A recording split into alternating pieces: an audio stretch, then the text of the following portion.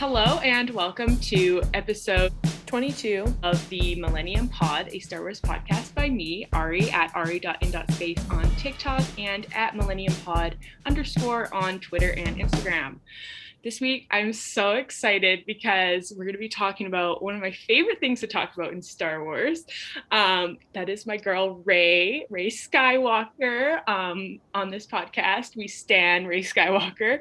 And I'm super excited because I'm being joined by three of my amazing friends who are not only super cool humans, but are also super big Rey Skywalker fans. So this is going to be great.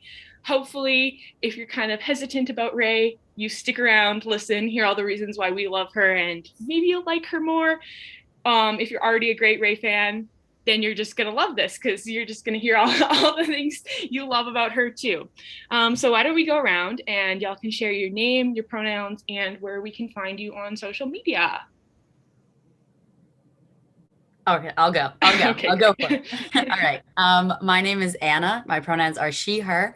On TikTok, I am Missing Ben Solo. And then on Instagram, I have my Etsy Instagram, which is Starry-Eyed Explorer Shop.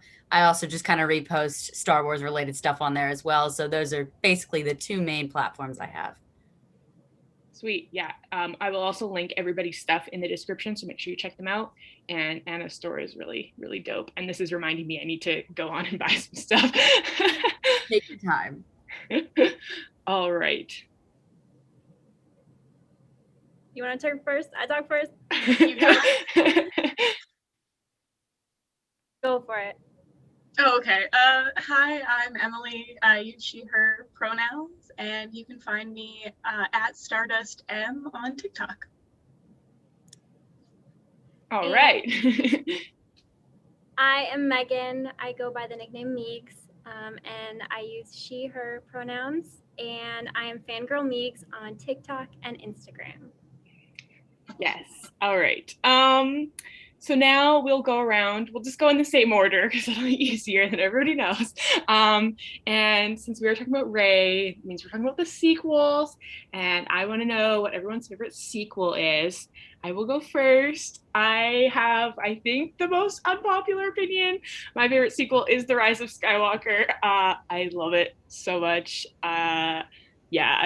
I've watched it a lot. I went and saw it in theaters by myself because I wanted to experience it without distractions from anybody the second time I went. But yeah, I love it. Anyway, I love them all, but that one stands out just a little bit because of some epic scenes. But go ahead, Anna. All right. If you know me, you know my favorite sequel movie and just favorite Star Wars movie is The Last Jedi. I'm very adamant about that and will defend it forever. It's just, for me, it's a very much more like complex Star Wars film to me, and I like the way it centers around like three different narratives almost instead of just one big one. So that's probably the biggest part of it that I really like. My favorite sequel movie is The Force Awakens. Is the first Star Wars movie I ever saw, so it holds a special place in my heart because of that. But just every time I watch it, I love it more, and I love just getting set up in this story with these amazing characters that I have become just like absolutely obsessed with. And it was my favorite Star Wars movie for a long time, but it did get dethroned recently. So And I think I'm also going to say The Rise of Skywalker is my favorite because I just rewatched it and like sobbed through the ending, like ridiculous. And I was like, we had a group chat here and I kept saying over and over, like, wow, I really like this part. Wow, this is like standing out to me. I forgot how funny this is. Like, my rewatch just solidified it as my favorite. That's sweet. And that is why we rewatch movies, people, because I had a similar experience with The Last Jedi. I didn't like it when it first came out, and then I've said this before, and I'll say it again. Some people said it was cool, so I was like, all right, I'll try it again, and then I liked it. So this is your sign to rewatch the movies you don't like. All right. This might be difficult, but in one sentence, tell me why you love Rey. I will not be going first this time because I forgot to think about this. So you guys go first. I'll finish it off here. I tried to simplify it as much as I could, because one sentence is very hard.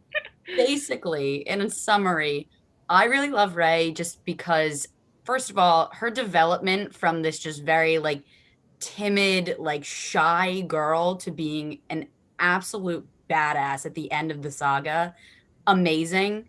But throughout the movies, her like unrelenting compassion for everybody around her. Something specifically about that is her relationship actually with animals and droids that we see in The Rise of Skywalker. Because you see it with humans in like the first two, and I really liked that they kind of had her show it in other aspects as well as she goes later. But kind of that compassionate nature mixed with just strength. She is literally so strong. I'm tired of people saying she's not, because she is. And it's almost like she kind of has these aspects of like very feminine power as well. And I love that. I love that she is our like big leading lady. Like I'm just, yeah. I'll stop there because I'll keep going. Yeah, I mean, it's so hard to summarize why I love her character, but her perseverance and determination is something that always has really stood out to me. The fact that no matter what, she just keeps going and she keeps trying, and she has such a strong belief in both herself and others, and I find that really admirable. I also really just love and relate to the struggle that she feels with being alone, and how she is scared that she might only have herself to rely on, and how she handles that throughout the trilogy. I just think is so fascinating and also just so relatable to watch. Okay. I think Rey is a female character that I wish I had when I was a kid. And what everyone has been saying, like, she's so kind, she's so smart, she's hardworking, she's determined, she has hope, she's gorgeous, she's brave, she's powerful, and she's so relatable. And I think there are a lot of amazing themes with her character development that, I don't know, were just super interesting and relatable for me. And I love her and I will defend her with my life.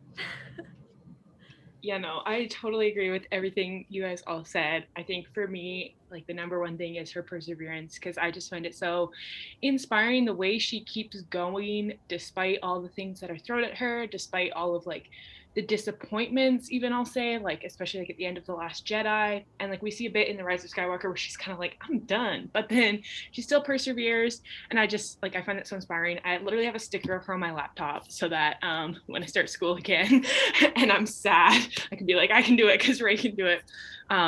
And definitely what you were saying about like I'm sure we'll talk about this later on, but like I wish I had her growing up, and I didn't realize that I wished that until like I started seeing how horrible people were to her on the internet, and I would get so mad, and I was like, hey, why am I so upset? And like I realized like she is literally like one of like two female leads of like the big franchises, like hello. And so I think that's why I get so angry, because I'm like, y'all have like, y'all, by y'all I mean the boys, y'all have like literally so many cool male characters that you can look up to, and like yeah, we do have cool female characters, like don't get me wrong, but this is like a lead of a major franchise who has more than one movie, right? Because like that's why I won't count like Captain Marvel at the time, because like she only has one movie, right?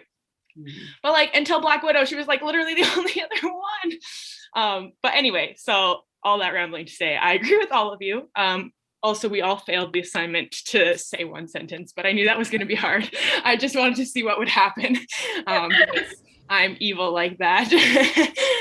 So the last question before we get into like the meat of the discussion is a fun one. What is your favorite Rey outfit? I will go first this time because I'm very excited.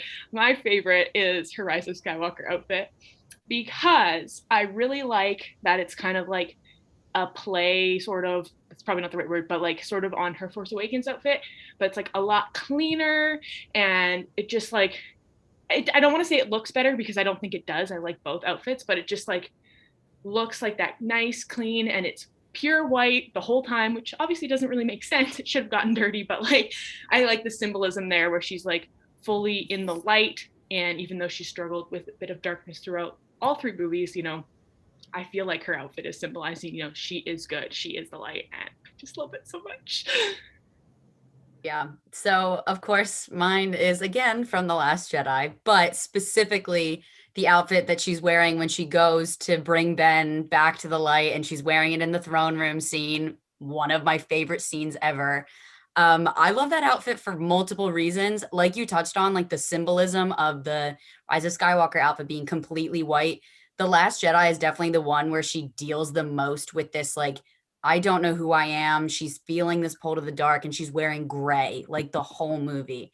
The poncho is an honorable mention for me as well, because Rey in that poncho is, but I think it's just a headcanon, but it's a headcanon that I love, that the like dark tunic she's wearing is like one of Ben's old tunics that she like found in the Falcon or something like that. There was some long Tumblr post about it, but I will forever hold that in my mind. And I just love also kind of very weirdly specific, but her hair being down for the fight scene actually made me really happy for some reason.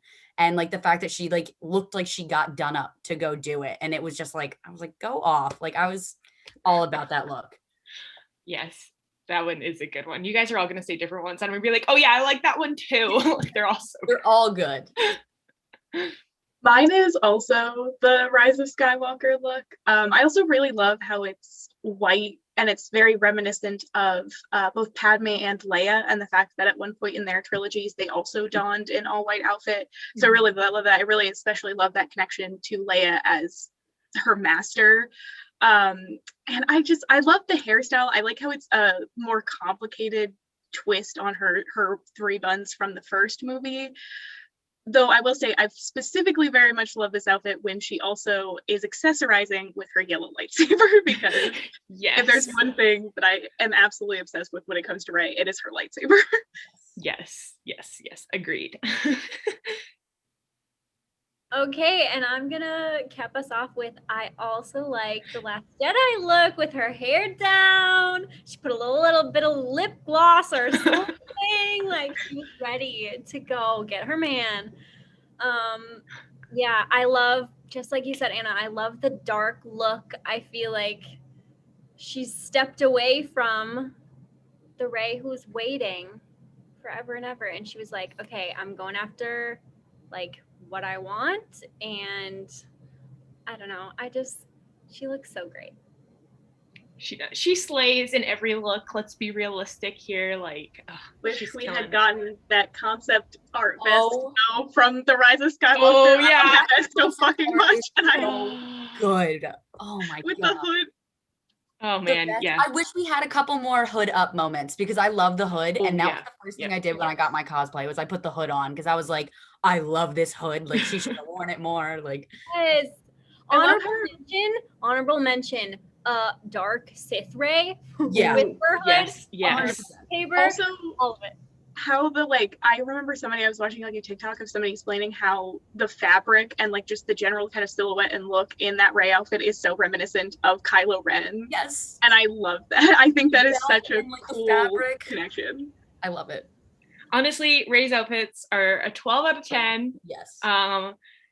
The number one reason for me is they're not sexualizing her, which is a win for Star Wars women that are the main character of their trilogy. But anyway, so when I was trying to think of like the plan / what I wanted to talk about, I came up with kind of the idea we can talk about Rey's arc in the sense of all the conflict she faces, and Rey has an amazing arc. Like I cannot with anybody who's like, Rey didn't even have an arc. I'm like, did you watch the movies at all? Like her arc is so good.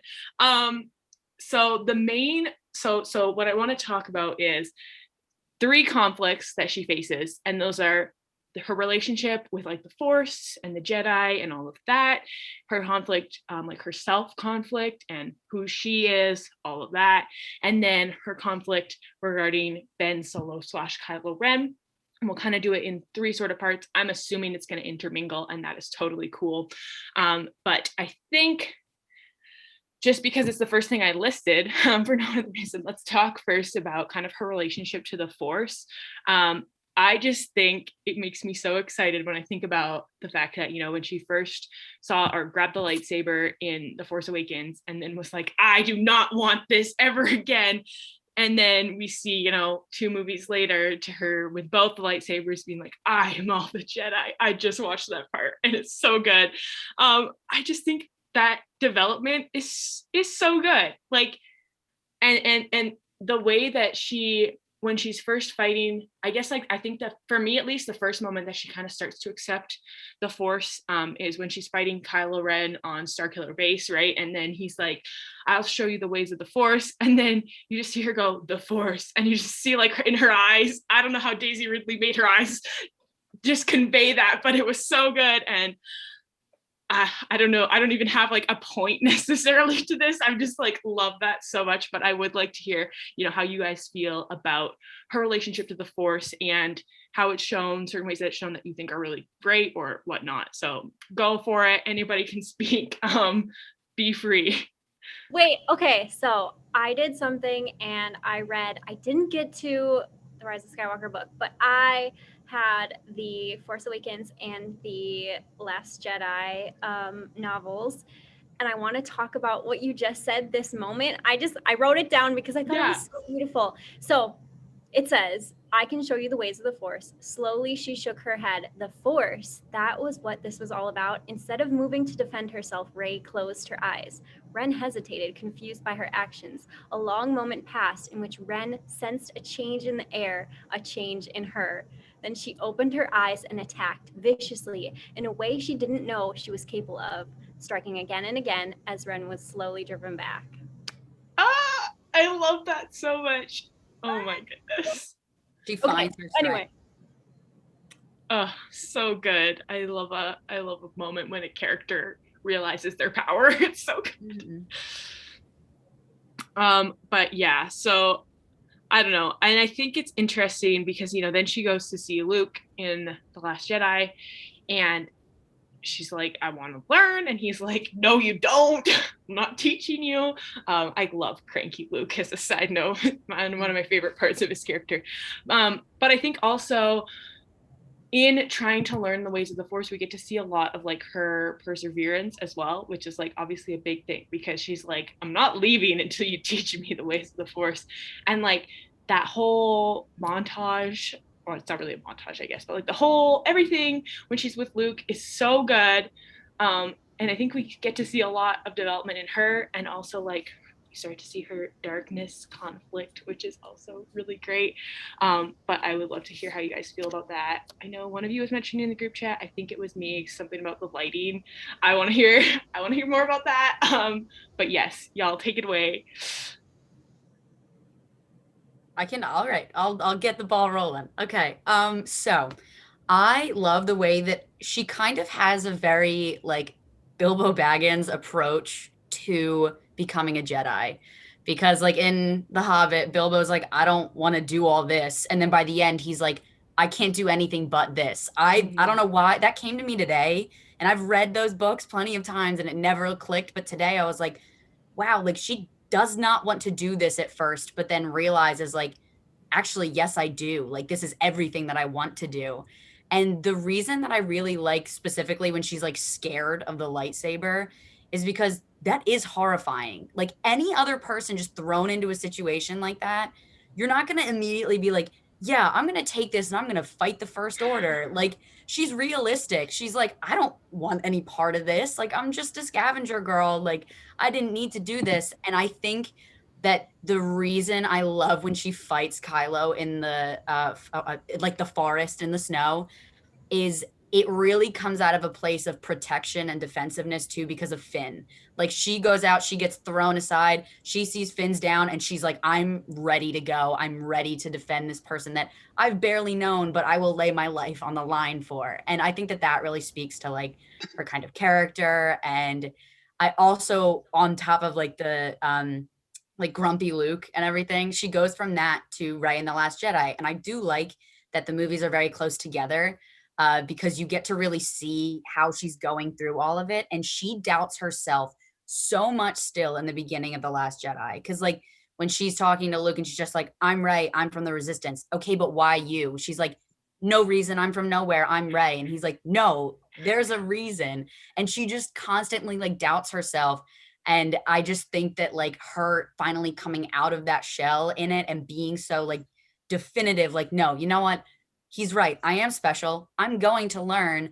And she scares him in ways that he doesn't understand. And I just think that Luke being confused by Rey is one of my favorite things also. Like, he's like, you didn't even hesitate. Like, you went straight to the dark. She's like, yeah, well, I was trying to learn something. Like, why are you so scared? And she doesn't have the same like parameters almost that like older Jedi had, because she's like, oh, whatever, I can dabble in the dark. It's trying to show me something, like I can learn from it. And I respect her for that and love her for that. And that I think helps her like just understand Kylo and Ben a little bit more too. Mhm. So yeah, I like her like flow with the Force almost. Yeah, no, I really like what you're saying about how when she's like trying to dabble, quote unquote, in the dark side, it's to learn very much so. Like, we don't see that with every other kind of person that we see kind of tempted by the dark side. Maybe not every, but most of them. It's very much like a power thing, right? Whereas Rey's like, oh, this is cool. Let me learn. It's calling me. It's showing me something. And Luke's like, ah, what are you doing? But she's like you said, just trying to learn. And I think, again, that's probably one of the reasons why I also really like her, because as much as she does have this conflict with the dark, it's never really like going to take her, because she's still like, no, I'm light, but I want to learn, which I think is quite interesting. But y'all can, I just wanted to interject there quickly before I forgot that I wanted to say that was a good point. One thing, Nope, go for it. I don't know if you can hear. Yeah, okay.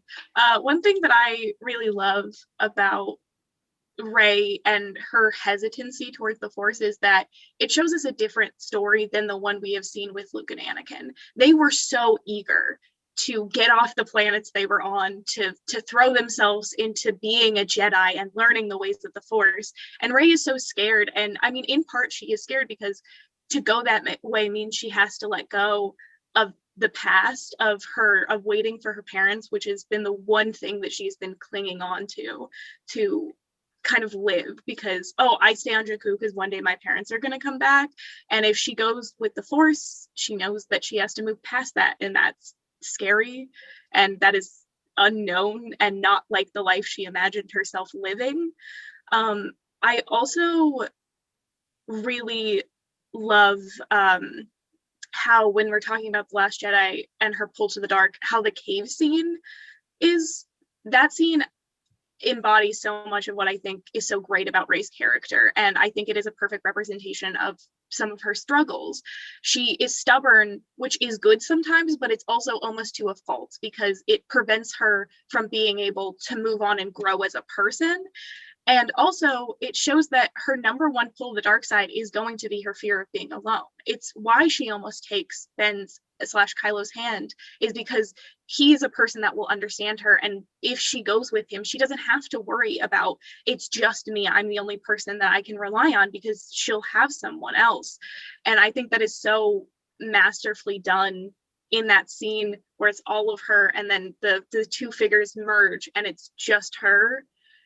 That is so great. And I think that is, once again, just a perfect representation of Rey's struggle and Rey's pull to the dark side that comes into play so many other times throughout the next movie and a half. Mm-hmm.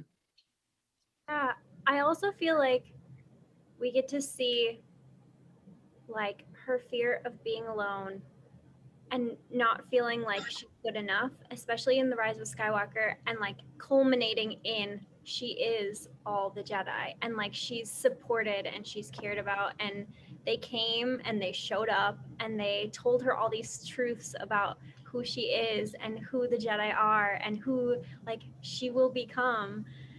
And I want to say one of her themes is like fear and bravery. Like we see it throughout all three movies of like her identity or her family being abandoned or her family being Palpatine, and like the legacy of darkness and evil and destruction and pain and anger. And I feel like she has a lot of like big emotions with that, fear being one of them and hate being one of them. We also see so much bravery in her through all of the movies, like not only growing up as a scavenger and defending herself and surviving and waiting, but then once she gets into the action, like all of her compassion for BB-8 is also bravery of like stepping out of what she knows. Like you were saying, like change is hard. Why would she, go somewhere else when this is all she knows? And we see her bravery, in The Last Jedi, going after Luke. She could just be like, well, I'm done. Good luck, everyone. And going after Kylo, like hoping and being brave that Ben will come through, and just like, putting all of her trust in that. I feel like that's super brave. And then of course in The Rise of Skywalker, like going to face Palpatine, like that is a big brave step. So way to go, Rey. Yeah.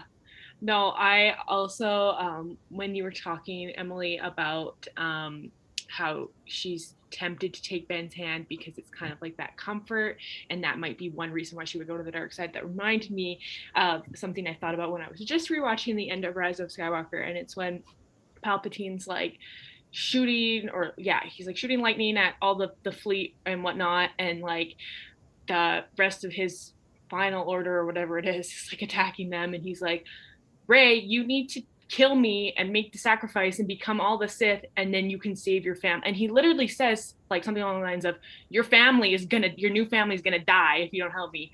And like you can see for a second, like in her eyes, in her facial expressions, whatever, I sound like Maz, in her eyes, you can see that she's like, oh, for like a split second she's like, maybe I should, because she's finally has a family, like the whole thing has been, oh, I'm waiting for my real family, but all along she's had this great found family. Yay, Star Wars, we love found family. And you can see for like that split second she's like, crap, I finally have like a real family, like maybe this is the way to save them. But then of course she overcomes that slight instinct and is like, no, I'm gonna do some epic force tricks with Ben instead. But I think, again, that's like such a testament to her character, and also, as you were saying, Meegs, like how brave she is, right? Because in that moment, I don't think just anybody would be like, okay, yeah, I guess, like, I think a lot of people would just, I mean, we see it with Anakin, basically, like, not to crap all over Anakin, but I think in that moment, Anakin would have been like, oh, I guess I'm a Sith now because I need to save my family, because that's pretty much what he does in the prequels. And so I think it's so interesting. And again, that also kind of parallels the whole, Skywalker became a Palpatine and then Palpatine became a Skywalker vibes, which I do like. We are going to talk about the name stuff later, so I won't get too much into that right now, but that is one thing I do like about that choice that we went with. I don't know if they intentionally thought that, but that's something that's come out of it that I can appreciate. I guess the next part is kind of like, we've already started been touching on it, is like that self-conflict. So I guess we can kind of elaborate on that now. Conflict kind of about, who she is and like her journey to self-discovery. And you know what, I was going to say, we'll talk about like her name and stuff later, but I think that would kind of tie in really well now. So we can kind of combine these two things and just kind of talk about, who she is, her conflict with that, which we've already sort of been touching on, and then also like how we feel about Reys Skywalker. I think for me anyway, I think we're all the same person basically, in that we were kind of like, oh, Reys Skywalker, cool, and then the trolls on the internet were like, she can't be a Skywalker. So now we're like, she is one. Whether or not, that was my first choice, it wasn't, but I will defend Reys Skywalker till the day I die, because toxic fanboys can bite my big toe when they say that she doesn't deserve that name. Yeah, so that's because I'm just going to keep talking for a moment here. I'm a huge Rey nobody. I think that would have been my first choice, just because as much as I think the whole taking the Skywalker name and being able to take your own identity is also a very important theme, a very important storyline, and would be important to a lot of people, 100%.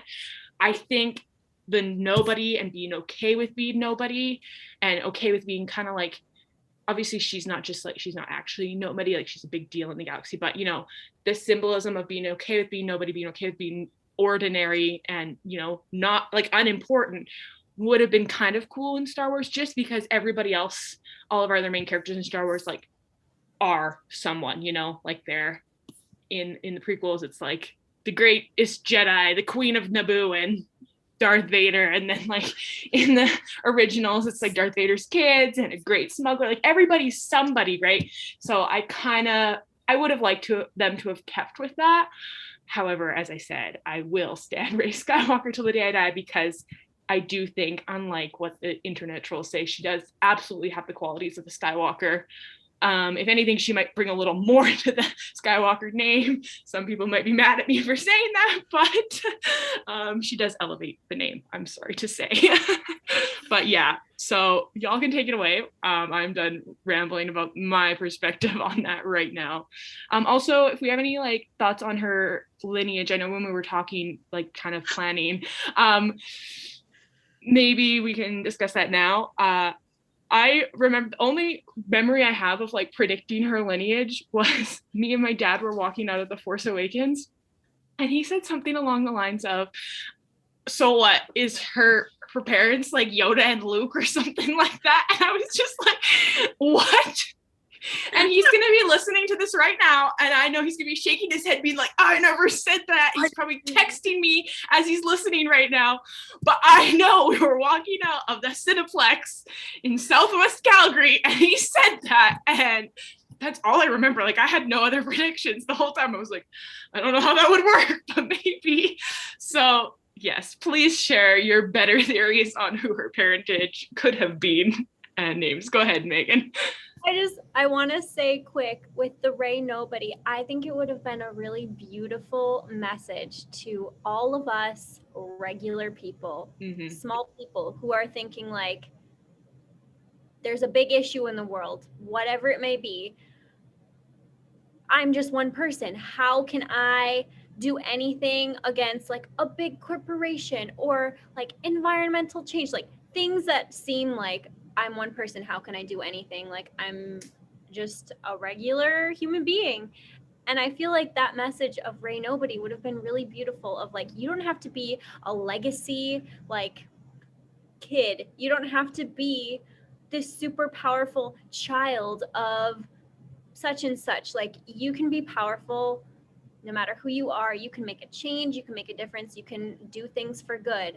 And I feel like that would have been really beautiful. That being said, Rey Skywalker, I love you. I will defend you with my life. Yes. I was also a Rey Nobody stan, just because like the message, I loved that it was this message of, you don't have to be related to someone great or come from this great power to achieve this great power and be someone great. I also liked how, in a way, it paralleled Anakin's story, because the Skywalker name wasn't anything until Anakin really showed up. And I liked how, you know, it was very similar, just this kid on Tatooine who sort of makes a name for themselves. I didn't like the Palpatine thing when it happened because of that. However, based on the fact that they were discussing other parentage, I actually think the Palpatine is the best one they could have gone with. I think it's interesting because I like the idea that what Luke says, some things are stronger than blood. I like that Rey has this fear of, oh no, like if he's evil, I have to be. And, you know, because look at Kylo, his grandpa was Vader, and now he's on this path. And I like that that's that conflict. I also really like how it creates this idea of, it's the Palpatines that originally make the Skywalkers fall, and it's one that brings them back to the light. I love that a lot. And I like how she chose the name Skywalker, because it's very clearly based on, you know, her just attachment to Luke and Leia, which I love. I love that, you know, I think it comes from, you know, in her lowest moment when she was going to do the same thing as Luke, he showed up as a Force ghost and he helped her. And then also with Leia being her master for a whole year, someone that she almost immediately felt an attachment to, it just feels very good to see Rey being able to carry on that legacy. As far as other Rey parentage theories go, Luke was initially one that interested me, but it's just kind of like whatever. I'm glad they didn't do it. I much prefer their sort of master Padawan relationship that we're given. I think it's more interesting, and I just love seeing that, honestly. I think it's a fun dynamic that we don't honestly get to see a lot with like teachers and masters. The Jin Urso mother theory before we knew that Jin died, whoops, that's just another brunette white British woman. There's no standing on that. Also, Jin Urso would have to be dead before she abandoned her child. She's not leaving that child alone if she is living and breathing. And even if she would have ensured that like she had people because Saw left her in that way. I'm not going to get into it. And also Cassian can't be her dad because he is a Mexican man and that is a full just white woman. Kenobi. I think I might have a bit of an unpopular take here. I don't like it, and I'm really glad that they didn't go with it. It honestly, that for me just feels more like it would have been an audience fan service thing than genuinely thinking about what is going to be good and interesting for Rey's character. Because so many people are like, oh, I want to see a dyad between, a Kenobi and a Skywalker. And it's like, you want to see that. What does that do for Kylo? What does that, or Ben, and what does that do for Rey? Also, sure, Obi-Wan, but he's dead. Rey didn't know him at all, so that offers her no comfort. She doesn't want to know who her family is because she hopes that there's some great people. She wants to know who her family is because they left her, they abandoned her, and she wants them back. So her knowing that she is Obi-Wan's child, sure, that's cool, but it doesn't offer her the family that she wants right now. And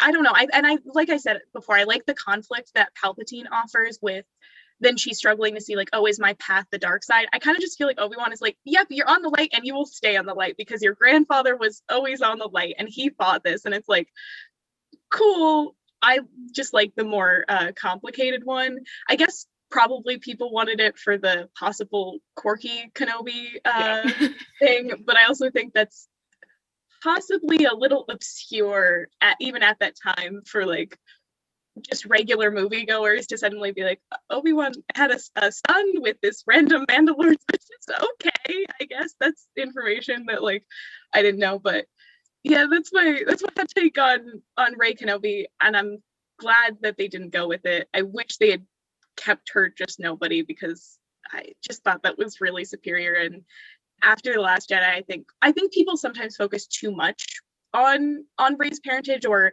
how all of a sudden they said she was a Palpatine, that ruins everything. And I don't think so. I think people always put a little too much stock in that, and it's not, maybe the best thing for her character, but I also think that like there was a lot in her struggle that was separate from her family that still carries on very consistently. And I don't think it also makes the writing of her character inconsistent, as some people said, because her struggles remain the same. She's still trying to get Ben to the light. She's still fighting him. She wants to see the First Order taken out. She wants to protect the people she loves. She's afraid of her power. She's wants to do better for the people that she loves, and she fears that like she only has herself to rely on, and she has to move past that. Yeah, I will admit there was like a small brief window of time where I was like, oh yeah, the quirky thing would have been cool, because I mean, I'm not like, if y'all know like Julia on TikTok, she's a hardcore quirky truther, and I think that's truly incredible. I'm not quite that hardcore, but she has made me a little more hardcore. And I would like quirky Kenobi to be canon just because I think that's funny, and contrary to what a lot of people say, I don't think it ruins Obi-Wan's character. Like, the Jedi slept with people, okay? Like, we know this. It's literally written in books, like all the time. But I think that would just be kind of cute. However, not at the expense of what you're saying, what it would have done to Rey's character.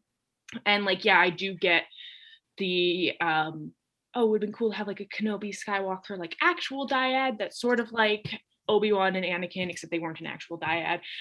But again, when you really think about it, like, what would that do for her character? And I totally agree. The nobody thing, well, I already said this, but the nobody thing would have been the best. But I do like that I almost wish there would have been a way that she could have been a Palpatine without actually having to see Palpatine again, but I don't really know how that would have worked. Just because I don't, somehow Palpatine returned. I'm like, oh, great. Great. Good writing.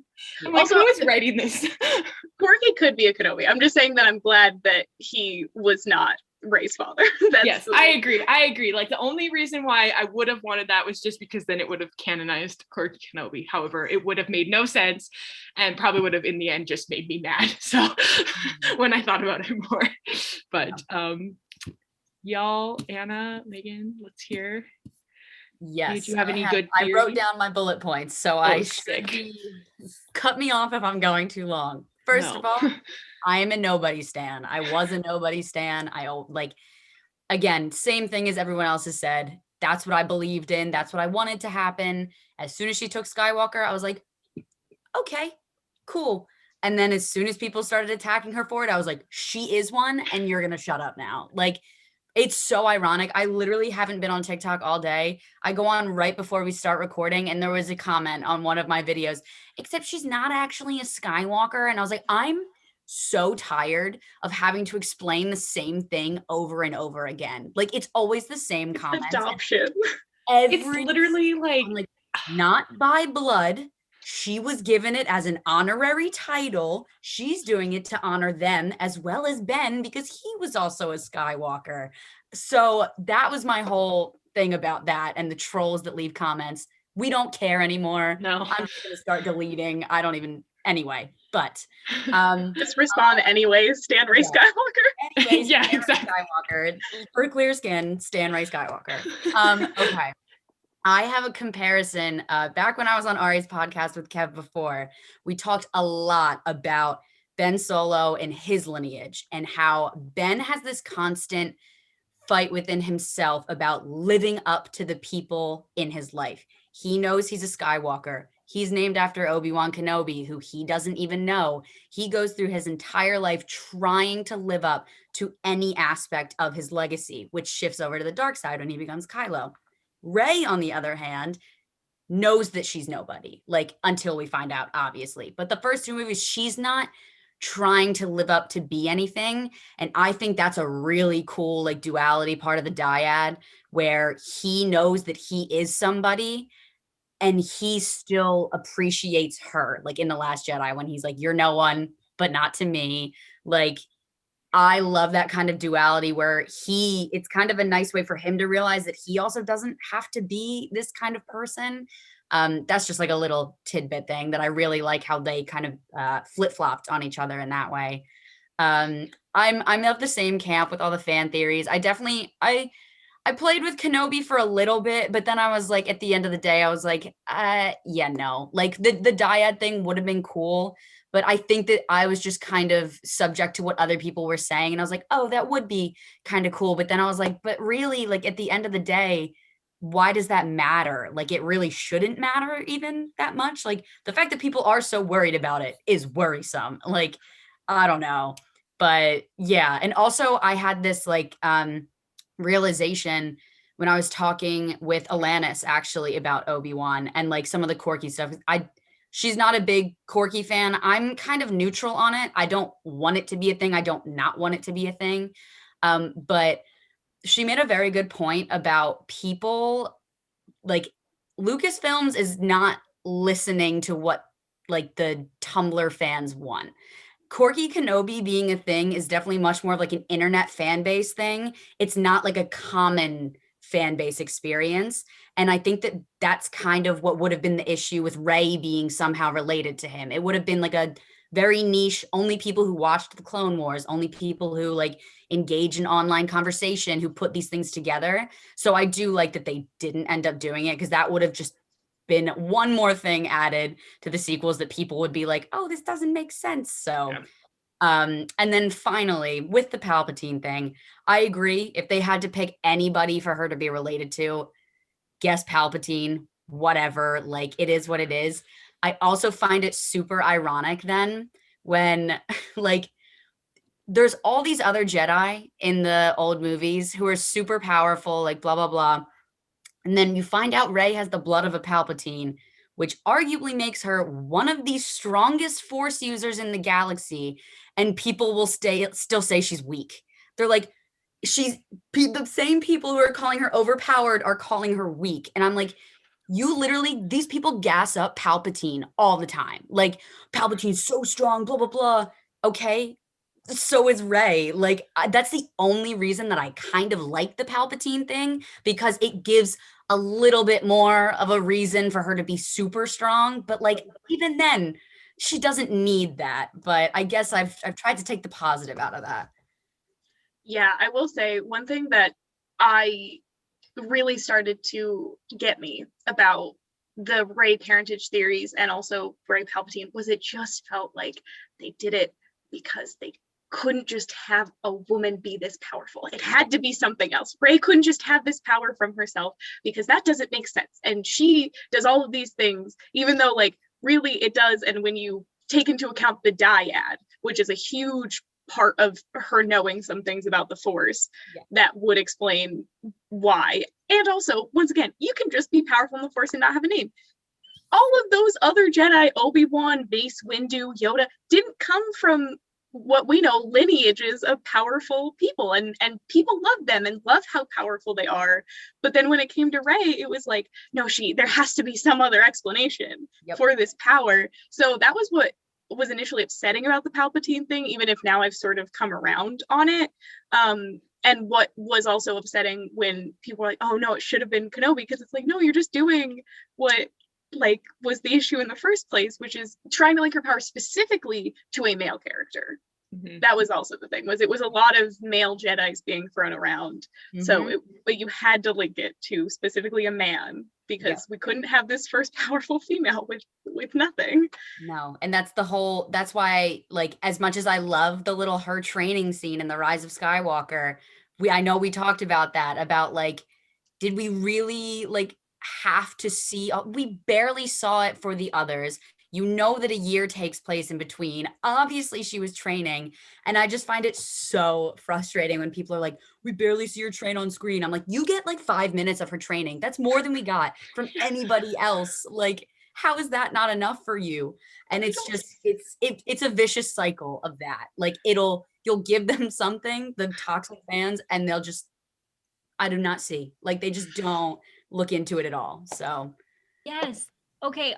Related to this, all of the like, she's not a pilot, she doesn't know how to fly ships, like, were we watching the same movie?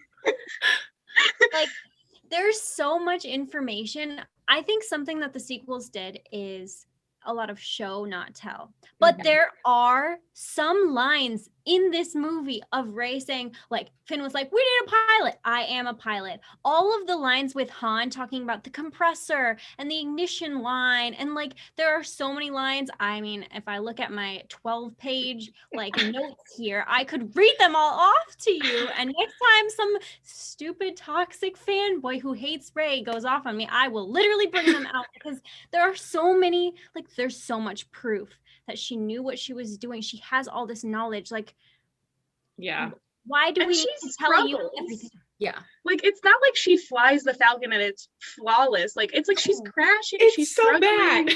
Like, it's because she said, I've flown a couple. I've never flown off world. She's never flown the Falcon.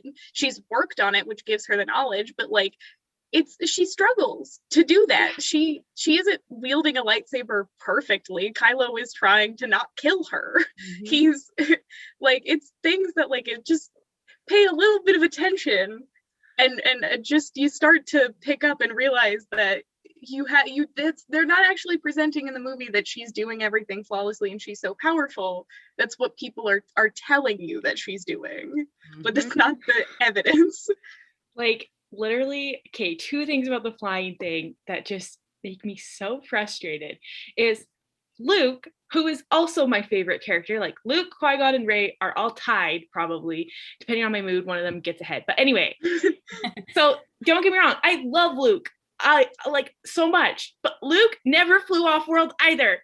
And the first time he got in an X-Wing, he took a 1 in a million shot and blew up the Death Star. And again, that's like one of my favorite scenes in all of Star Wars. Like if I could go back in time and see that in theaters, I would. Like I'd give my firstborn for that. I think that scene's incredible and I love it.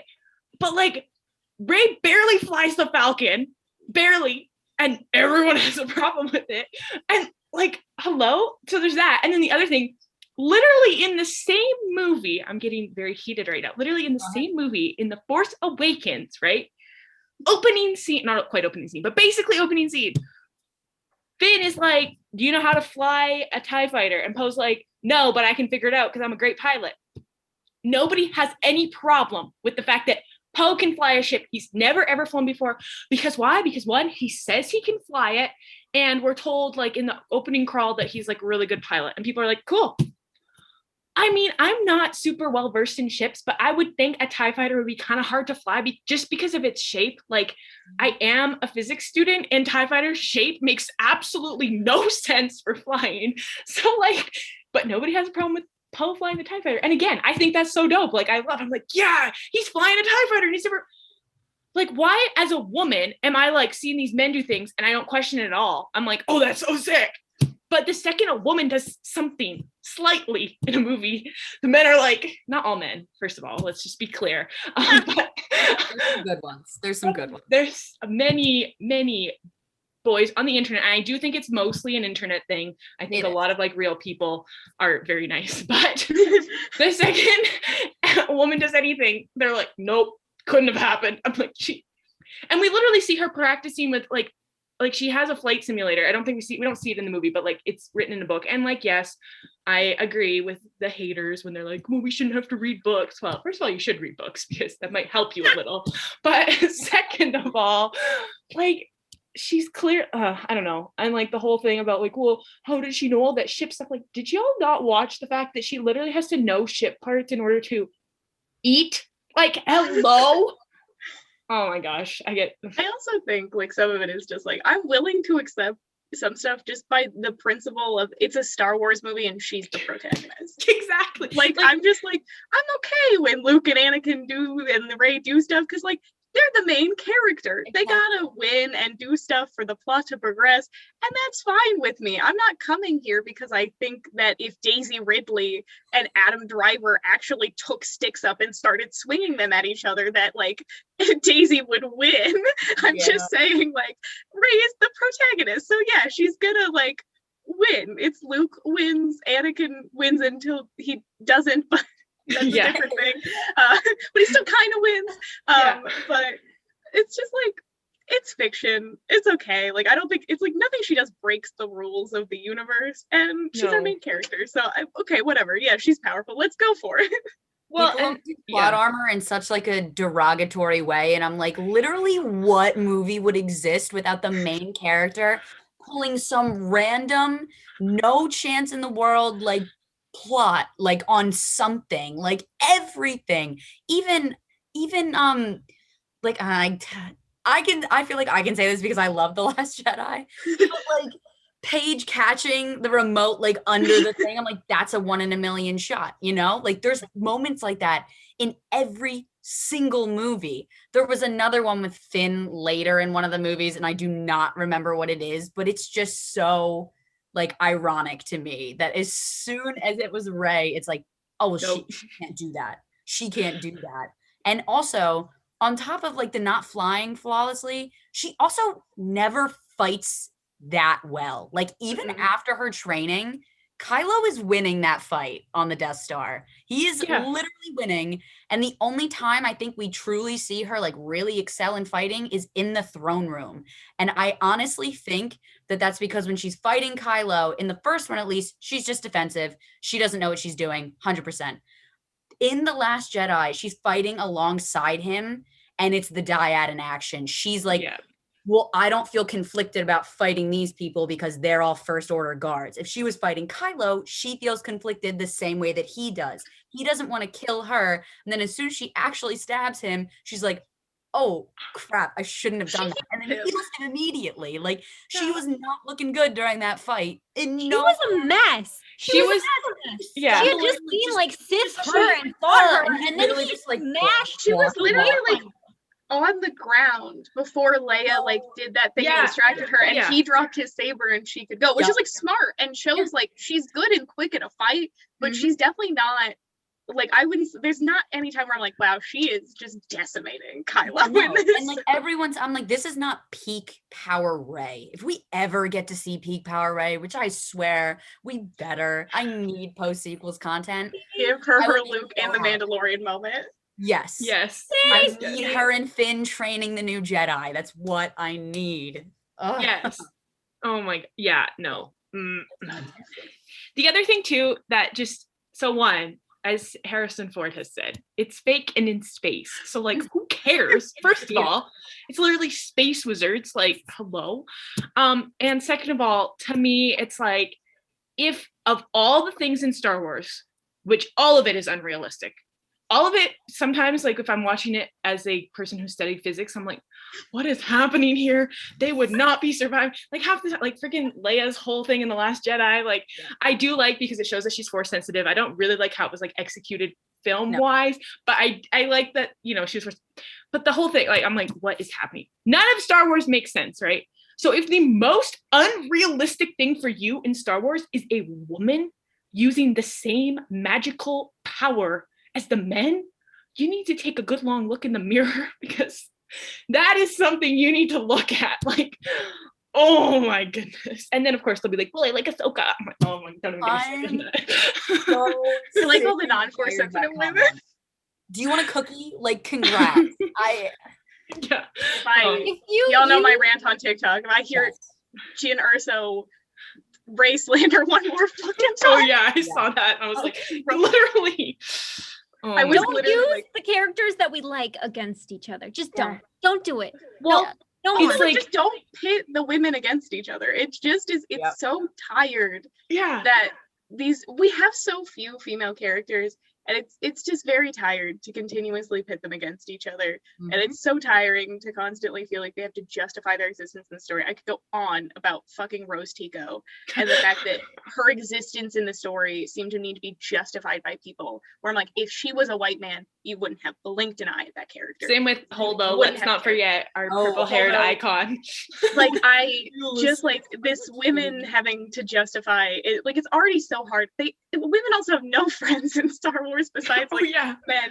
They don't get to hang out with other women. I just, please let me see just like someone taking out, like a girl taking out a bunch of stormtroopers, because that's what I've been watching Anakin and Luke do for the past 6 movies. I think that we can get a little bit as a treat. Literally one of the best scenes in Star Wars, and honestly, in my opinion, one of like the best pieces of Star Wars media, best 40 minutes, is episode whatever, the last episode of season 2 of The Mandalorian, because 1, Luke showed up and that was freaking awesome, and 2, we have the scene where we have Fennec and Bo-Katan and the other Mandalorian that her name is escaping me right now, and what's her face, Cara Dune, and they're going out and they're like taking out people, but it felt so natural. Like, I don't know how they did it, because I remember watching that and being like, this is how that scene in Avengers Endgame should have felt. Like, I thought that as I was watching it, I was like, this feels so natural, because it made sense. These were the characters that were there, and the men were not present in a way that made sense. Like, Bobo was doing his thing with the ship, whatever, and then Din obviously was going to be the one to get Grogu, and then that left the 4 women, and it didn't. Of course, people were like, that was the girl power scene. It didn't feel like that though, and I was like, wow. The what's their names, the Russo brothers, please take notes for your next that's a whole but that was like the only girl power friendship scene in Star Wars that I can think of off the top of my head that like a lot of people would have seen, because I'm sure there's some in like the animated shows, but again, that's not really mainstream. If it's not live action, it should be, but it's not. And like, they weren't even friends. Is the saddest part. Like, that's the closest we have to like a girl gang of friends, which like is so sad, because I don't know about y'all, but like all my friends are girls. Like, don't get me wrong, there's nothing wrong with having guy friends, and I do have guy friends, but like my gang is girls, and so it would be nice to see that in Star Wars more, especially more women of color, because oh my god, the fact that you can count the like really significant and named women of color on like one hand, that's pathetic. And that's like not getting into like sort of the like Ahsoka thing with like her being played, but like it's ridiculous. It's absolutely ridiculous. That shouldn't be happening in fucking 2021. Nope. You need to Exactly. do better. That's Like this, not okay. it's sad because I think Star Wars is doing probably like the best currently up until maybe this year, because we got, you know, like in Marvel, WandaVision, and now Black Widow, which was really great. About 10 years too late for Black Widow, but that's a whole other story, and this is a Star Wars podcast. but like, it's sad that Star Wars is doing like quote unquote the best, because in the last 5 years we got 4 movies that were led by a woman, but barely led by a woman. Like if you look at the screen times and also like dialogue lines, barely led by. Oh my gosh, the fandom in general just has an issue with women, and I'm not afraid saying that anymore, because another thing I this not about Rey, but in the Bad Batch spoilers, kind of, I won't say the whole thing, but Fennec beating a certain bounty hunter, and people were up in arms about that. I was like, are you kidding me? Like, why are you this angry about this? Like, and they gave her the whole, like, Sid says, like, she's new to the scene, but she's ruthless already. She's one of the best, like, that she's establishing that she's strong. And it's just immediately, the immediate reaction is always that. And just, it's so tiring. It's so tiring. And I used to be like not afraid, but, you know, like hesitant to say things. And like, I'm still not as outspoken as I wish I would be. But we're getting there about it. But like, at this point, it's like, you know what?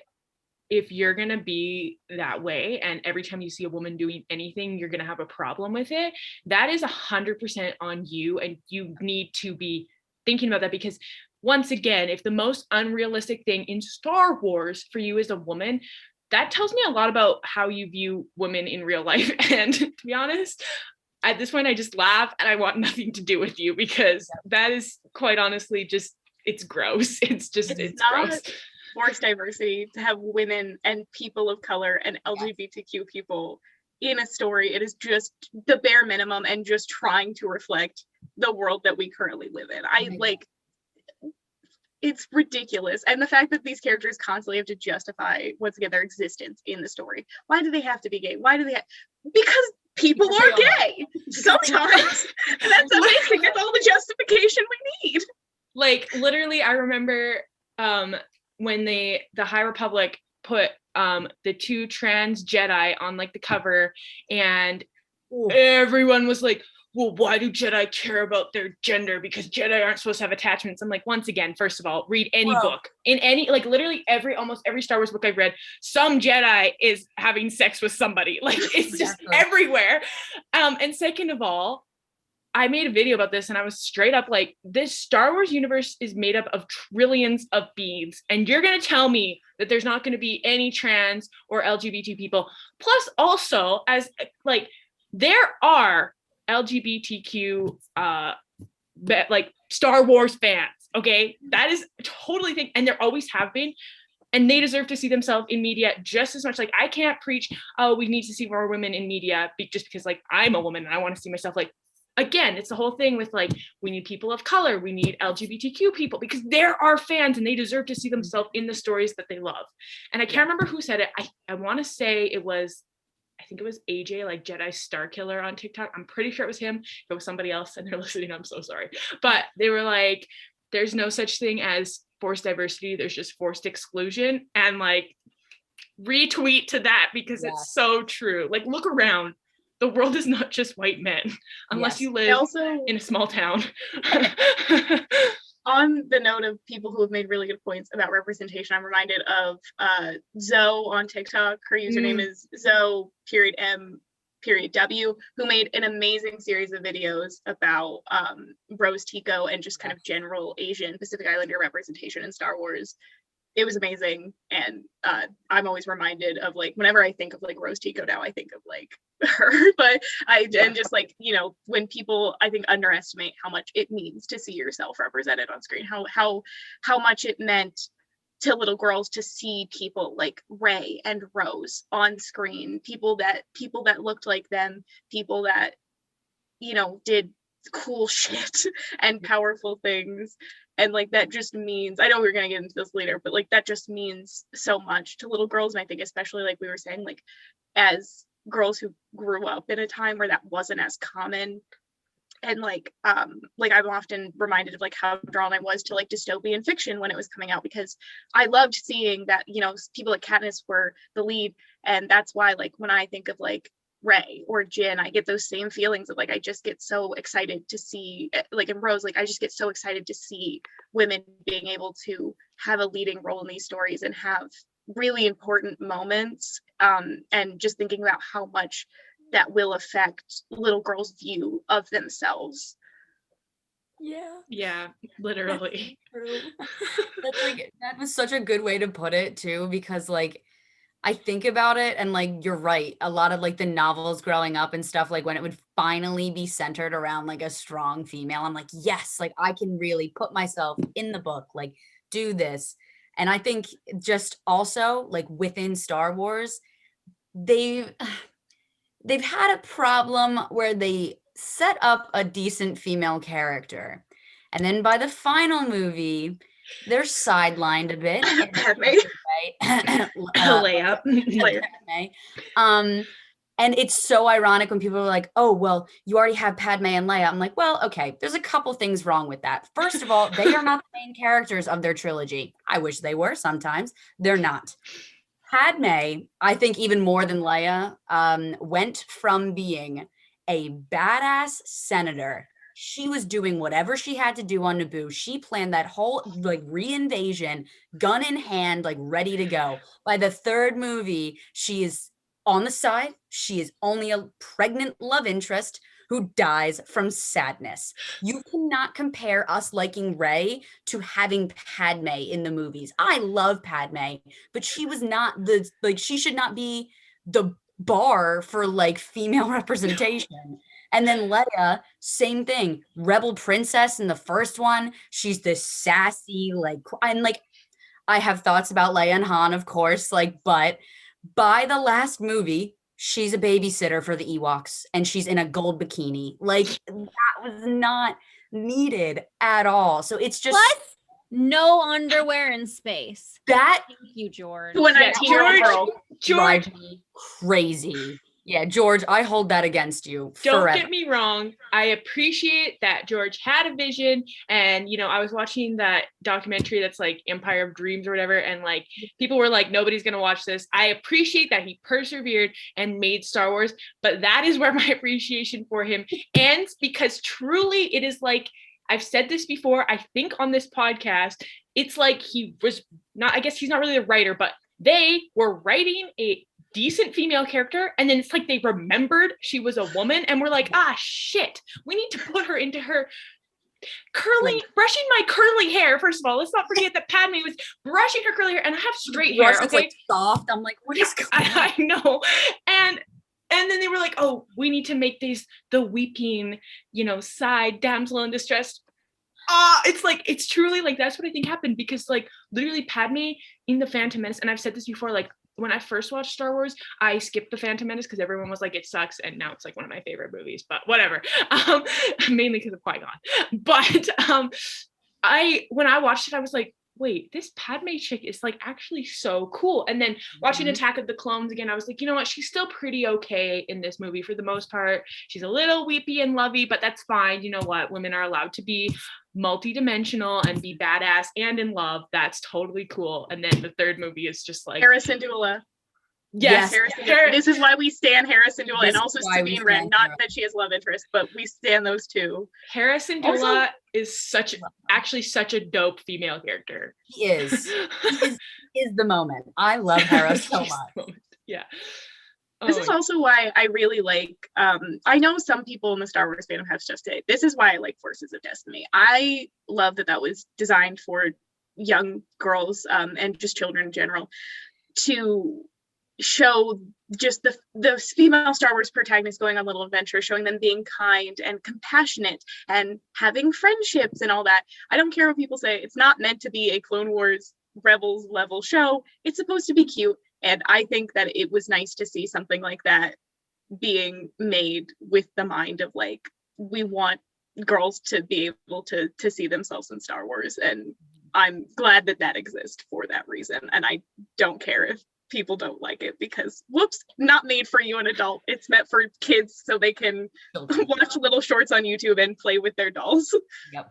Oh, absolutely. Well, yeah. And the other thing too is, it's like, this is not to say that like I didn't enjoy Star Wars pre-seeing Rey, right?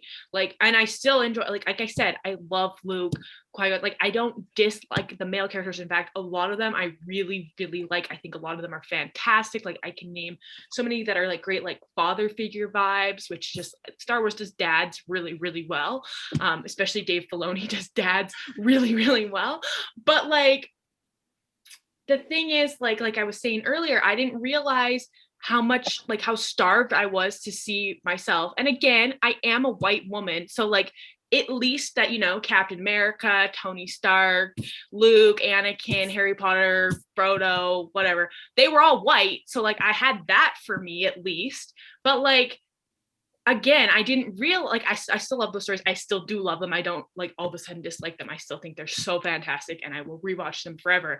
But I didn't realize how much I needed to see a woman leading, doing things, not being the weepy lady, being in love. Rey is in love, and also being so badass and strong. I didn't realize it until people started shitting on her. And then I was like, oh, that's not cool, because actually I really needed this. And I was 16 when The Force Awakens came out.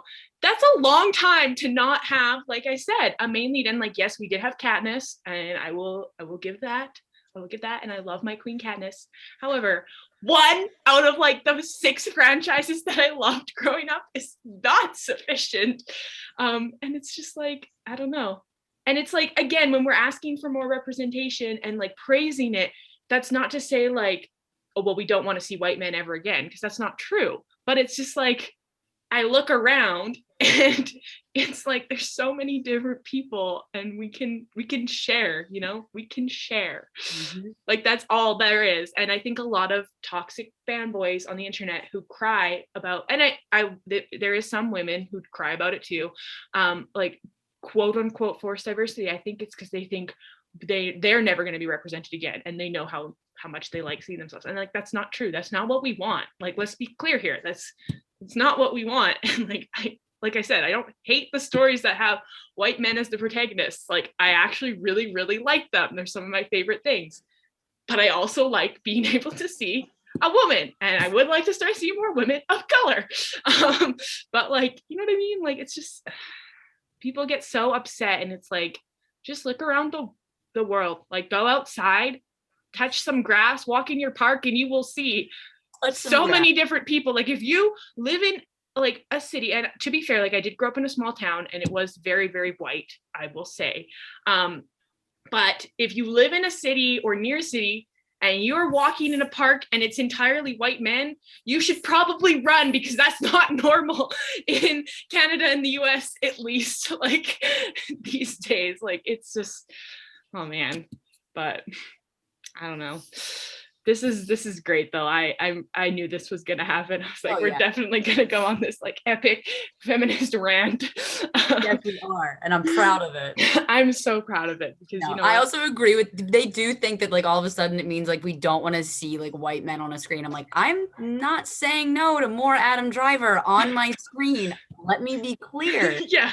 But I would just like a little bit more of an expansion, and to prop up the other characters who don't really have that well of stories thought out into them and stuff like that. And that's also why I think it's a shame that Resistance as a show didn't do better, because it is, maybe it's not the most diverse now, because I think Mandalorian is pretty diverse. But Resistance was like, the animated characters were very diverse. It was like a nice story. So it is a shame that people don't give that a chance, because I don't think it's as bad as everyone else says it is. So yeah, no, it's not. I have yet to actually room for more diversity in stories that aren't about the same people.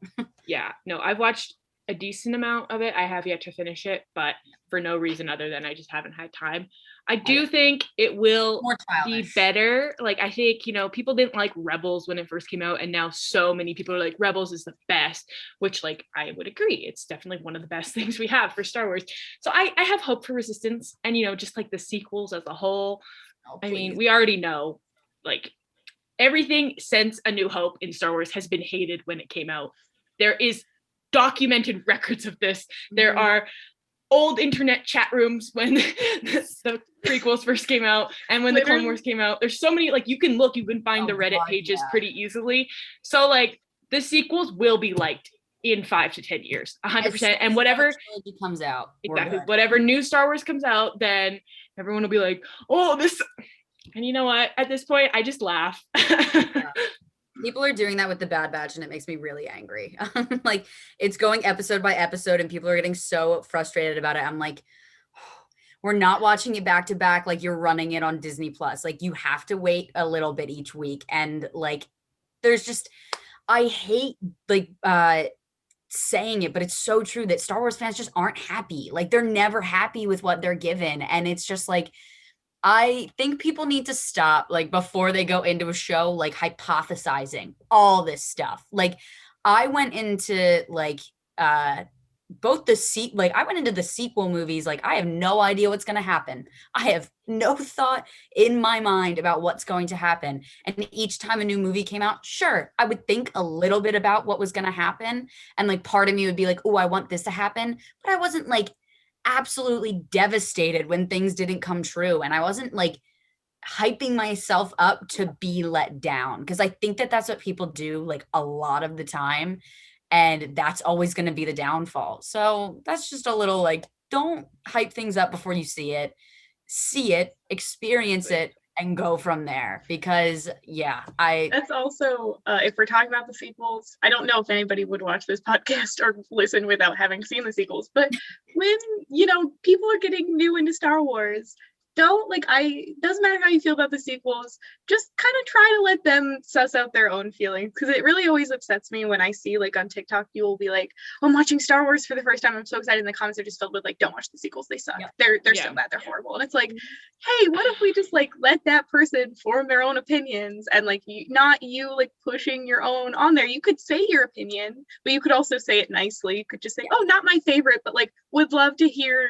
what your thoughts are on it. Like, and that's the same thing I feel about Rey. Like, I really think that if you've heard things about her, give her another chance. Also, if you haven't watched the sequels in a while and you specifically are on the fence about Rey, rewatch it with an open mind. And I really think that it would affect your opinion of the character.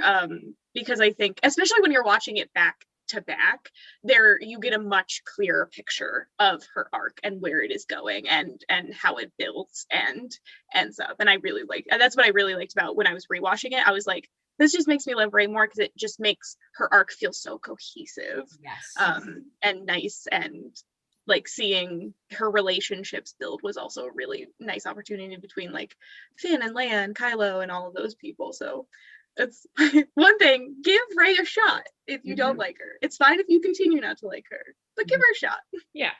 Agreed. And also remember, like, okay, with the Bad Batch, with the sequels, with whatever else we get in the future, like, we are getting more Star Wars. We are getting ships flying through hyperspace. We are getting laser swords. We are getting pirates. We are getting Mandalorians. Like, we are getting new creatures and just, like, the fun that is Star Wars. We get good versus evil. We get, like, moral decisions, like, this might affect this other thing. Like, we get movie magic. We get love. We get joy. Like, find entertainment somewhere. Like, if you don't like something, maybe, like, focus on what you love.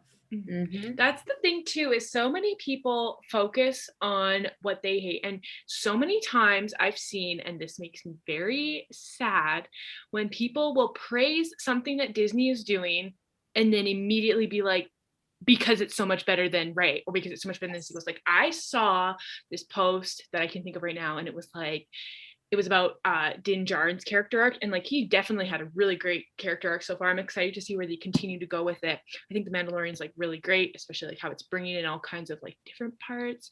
The one thing I don't like is when people are like, they're going to use The Mandalorian to retcon the sequels. I'm like, do y'all hear yourselves? Like, do you like just get off of YouTube, go touch some grass, and come back. The Lucasfilm Civil War. Lucasfilm Civil War, literally. Dave and John have overthrown Kathleen Kennedy.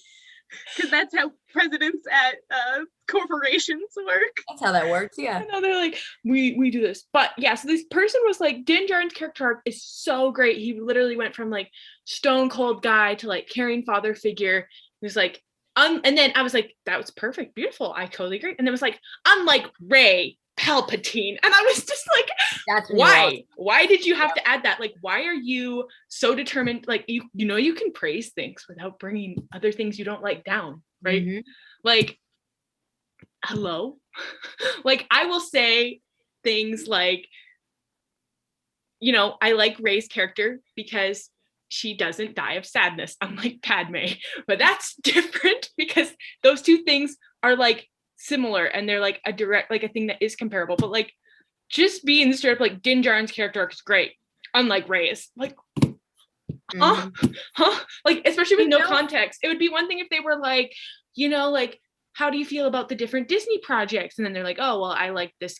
But like, still, that would be kind of a weird answer. But anyway, it's just like people will find any excuse possible to shit on the sequels, especially on Rey.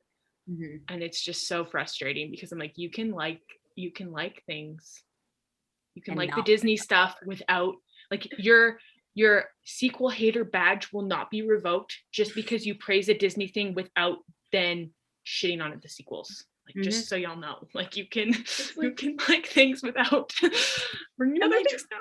Okay, well, that was epic feminist rant. I truly appreciated it. And I think it's important. We said a lot of important things. So go back and re-listen if you're feeling conflicted about what we said, because it is important. And be a better person by listening to women and their struggles. So the next thing, one of like the last things we want to talk about is, of course, her conflict with Kylo/Ben. It's obviously a very big driving factor in her story. I mean, most of what we see in her development, her perseverance, her bravery, and all that, it kind of comes from this conflict and this struggle with Kylo/Ben.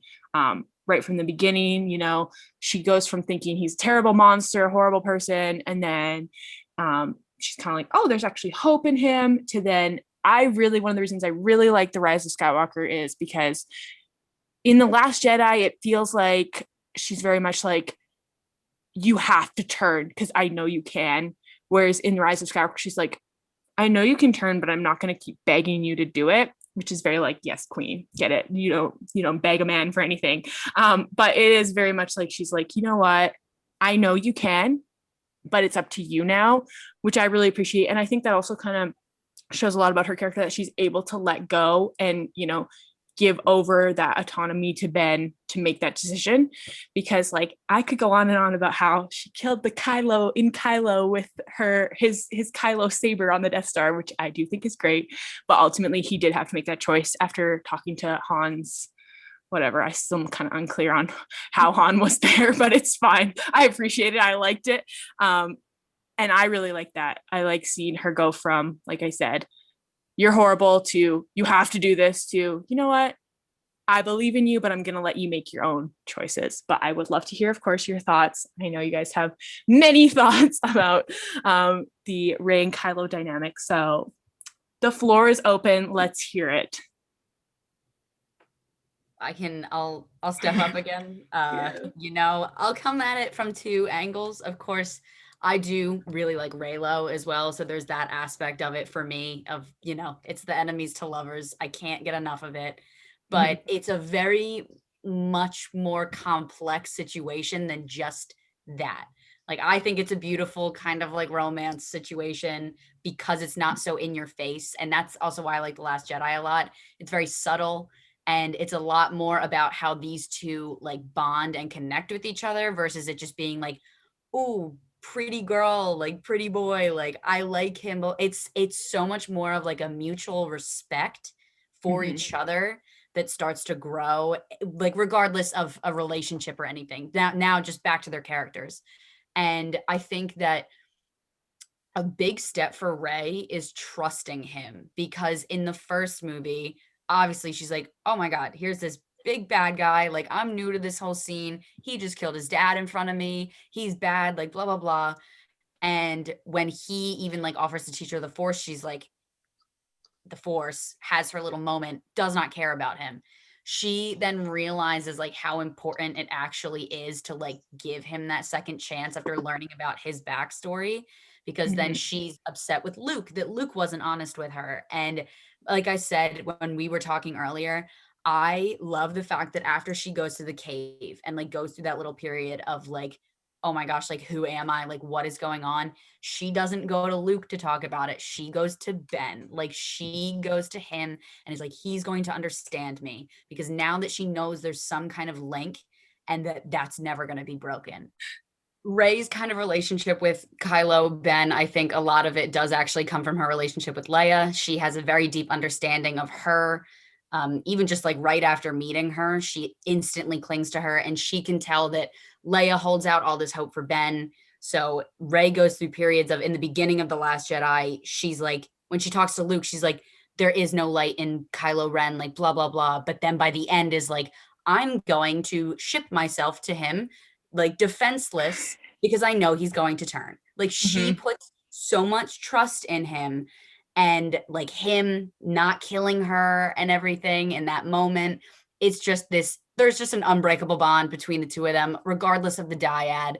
I absolutely love it. I wish we had seen more of it when he was actually Ben, but you know, I just, yeah, they have a very deep and complex like relationship outside of romance, and I am obsessed with it. So that's my, yeah. Yes, definitely. I think it's important to know, like because originally when I disliked Reylo, I think it was because I saw it as just like, oh, of course they gave the female protagonist a love interest, right? But when you look at it in that deep way, it's actually like such a beautiful story. So I once again appreciate, you know, being on Star Wars internet, the good side, of course, which has like people like you, Anna, who are very into it, making videos, talking about it, because that's made me be like, oh, it actually is so good. And I think it is important to think about. And if you are going to ship Reylo, which is totally cool, you should have the mentality that Anna has about it. No one has to ship them. Just don't be an anti. Let people ship what they want to ship. Oh yeah, exactly. Yeah, because I was never a huge, I'm not really a Reylo. I love Rey and Ben's relationship really as platonic. I know that they kissed, but to me, a lot of what Anna says is still very present in a platonic interpretation of them. They are two deep, just desperately looking for someone who understands them.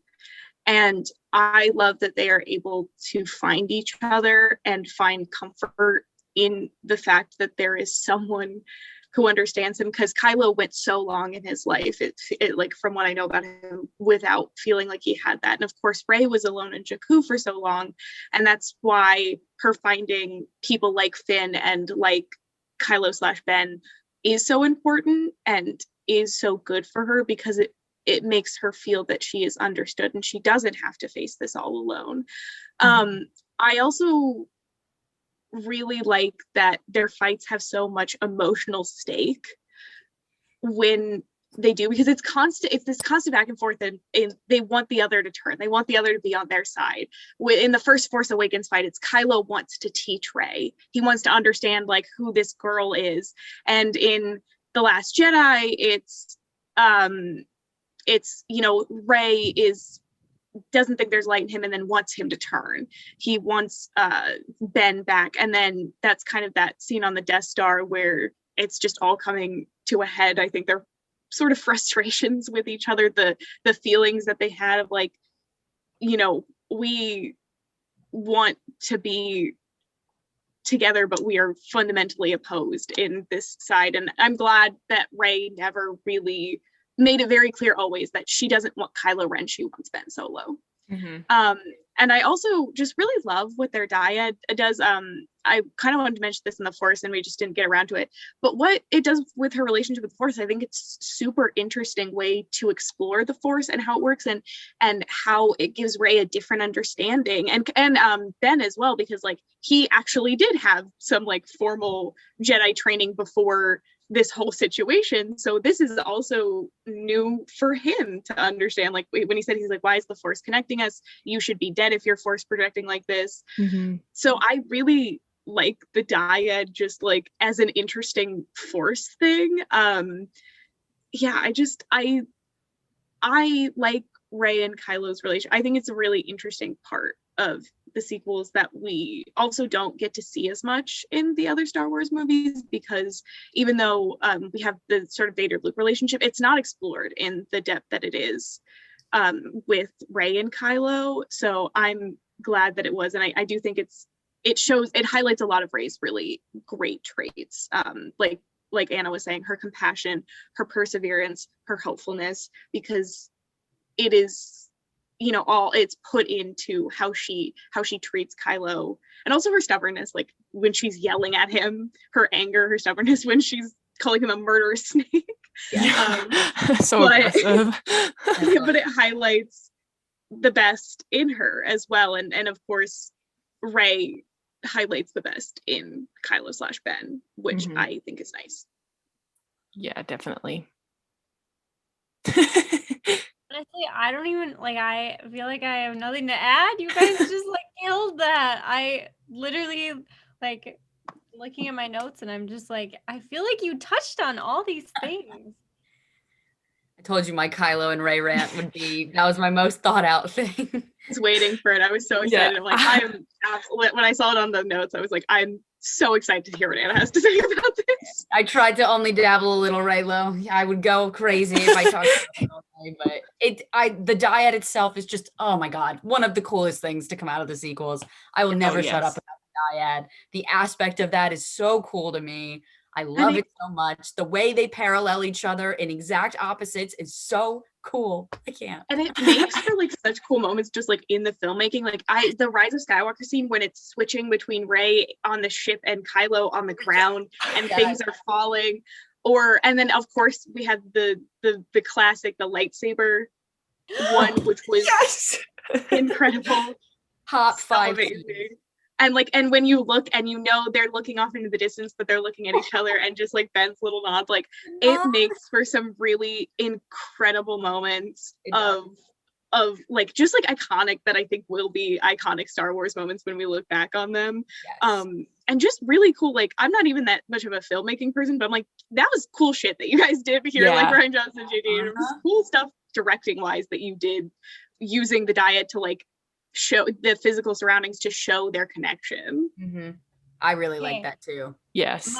I will say my 2 favorite things are the throne scene. Fanboys come at me, whatever. I literally don't care. Such a cool fight. The second he flicks his fingers, it cuts through Snoke, it comes towards Rey's hand, comes up and grabs it, and then she just looks at him and he looks at her and she stands up, and then they turn slow-mo. Literally, I am so hyped by that. I'm being so loud. I apologize to my roommate. The other moment that that is just so beautiful like that is when, again, Ben walks up, they've disposed of all the guards, Palpatine is right there, they turn together. With the blue lightsabers. I want that on my wall. As a side note, I need to find a print of that because it's so good. I have found a print of that. Okay, you're gonna have to send it to me later. Send me the link, because I need that on my wall. That whole, the whole Exegol scene, I think, is the perfect culmination for Rey and Ben and their relationship, dyad, everything. And I also noticed it when I was rewatching today. I did in fact skip when Ben dies because I couldn't take that emotional toll. But right before he brings her back to life, when he brings her into his lap, but then he thinks she's gone and pulls him pulls her into him, and he's just like rocking, like his eyes are like tearing, like crying, and I'm like, this man feels so guilty. He is so desperate, like clinging to her right now because he knows that she is everything that like brought him back. He is so grateful to her, and she was just happy to do it. And like just the sheer happiness on her face when she wakes back up and she's like, Ben, oh my God, perfect. Yep. That is the end of the movie for self-care. It is. I pause it and then I skip forward to when she ignites her lights. Well, when she gets back to the Resistance, because I love the hug between her, Finn, and Poe. It's such a good hug. Just say that. Yeah. Same. I skipped, and then I was like, more tears. I cried again. More tears. Yep. That's such a that hug is something so else. You guys, we didn't even talk about all of the Jedi moment, did we? We didn't. No. Okay. When I was watching that, I cried again today. There are several moments that I'm guaranteed to cry in. The moment when Poe is like, we're screwed, basically, and Lando's like, there's more of us. Every time I start bawling, and it's like kind of corny, kind of cringy, and I'm like, okay, I don't need to like sob every time. But it is literally, I sent you guys a video of me crying because I was like, somebody needs to know that I'm so overwhelmed and so happy right now. That moment, I'm writing my notes about this. It's okay. Yeah. and then the moment when you hear all the Jedi voices, and I've recently started watching Star Wars movies with subtitles, because usually I only watch things with subtitles if I haven't seen them yet, but start watching Star Wars movies with subtitles, which is really great because I am not very good at picking out like the Jedi voices, who's who. Like there's like obviously some distinct ones, but like I didn't know that Kanan spoke to her until I saw the subtitle and was like, Kanan, and I was like, what? And so then of course I'm crying at that too. The Kanan line really got me this time because I hadn't watched Rebels the first time I saw, so I was just like, that's no voice. But then like knowing, just like thinking about Kanan too in that moment, and like him with Ezra, and then I'm like gonna start crying. Just like the heart of this, what is it? In the heart of a Jedi lies for strength. I just like that was like it's the most perfect line for his character, and it's the most perfect line for what Rey needed to hear in that moment. Like I love that. Like, I also cry at the rebellion because honestly, I'll cry about anything regarding rebellion and hyping up. I'm like, when people are saying like Paige Tico in The Last Jedi when I rewatched it, I was like, bald. I'm getting, especially because like it was literally like the way the blast comes over. I was like, it's giving me Rogue One flashbacks. It does give Rogue One vibes. It does. It's so, oh man, yeah. I cried so much more on this rewatch. I think the more I rewatch the movies, the more I cry in them because I'm like, it's just so I don't know beautiful. Why, but it just do. I know. I'm just like, but as a side note, I think that Kanan would have loved Rey, and I think they would have been an amazing master and apprentice duo. Yes. I truly, one of my favorite fan arts is I found a fan art of Kanan and Rey meeting, and it warms my heart. They're very similar vibes, I think, and I don't know, I just like very much like I'm here and I'm gonna do this stuff. And it's just it's so good. But yeah, that scene with all the Jedi, I can't believe it. And people had the audacity to be like, I can't believe they only gave Anakin one line or whatever. And I'm like, yo, this please. Isn't the Anakin saga, the Skywalker saga. There's a lot of other Jedi out there. Like, anyway, but his line was great. Bring back the balance. I did, or in the same way, which totally erases anyone who's like Anakin's sacrifice wasn't worth anything. It literally was, and they literally said that in the Rise of Skywalker that his sacrifice was what needed to happen. Yeah, like the only reason why stuff happened again was because nobody figured out that galactic senates don't really work that well, but that's a whole other thing. I could talk about that. But anyway, we sort of started to talk about, when we were talking about the hug, it reminded me we do need to talk about Finn and Rey's relationship. And I don't really know what the point of what I'm about to say is. That's so good. Please send it to us. If you're just listening to the audio, she's showing us the fan art of Kanan and Rey, and you should definitely go on the YouTube video at whatever time this is so you can see it because it's so good. Please send that in the group chat. Yeah.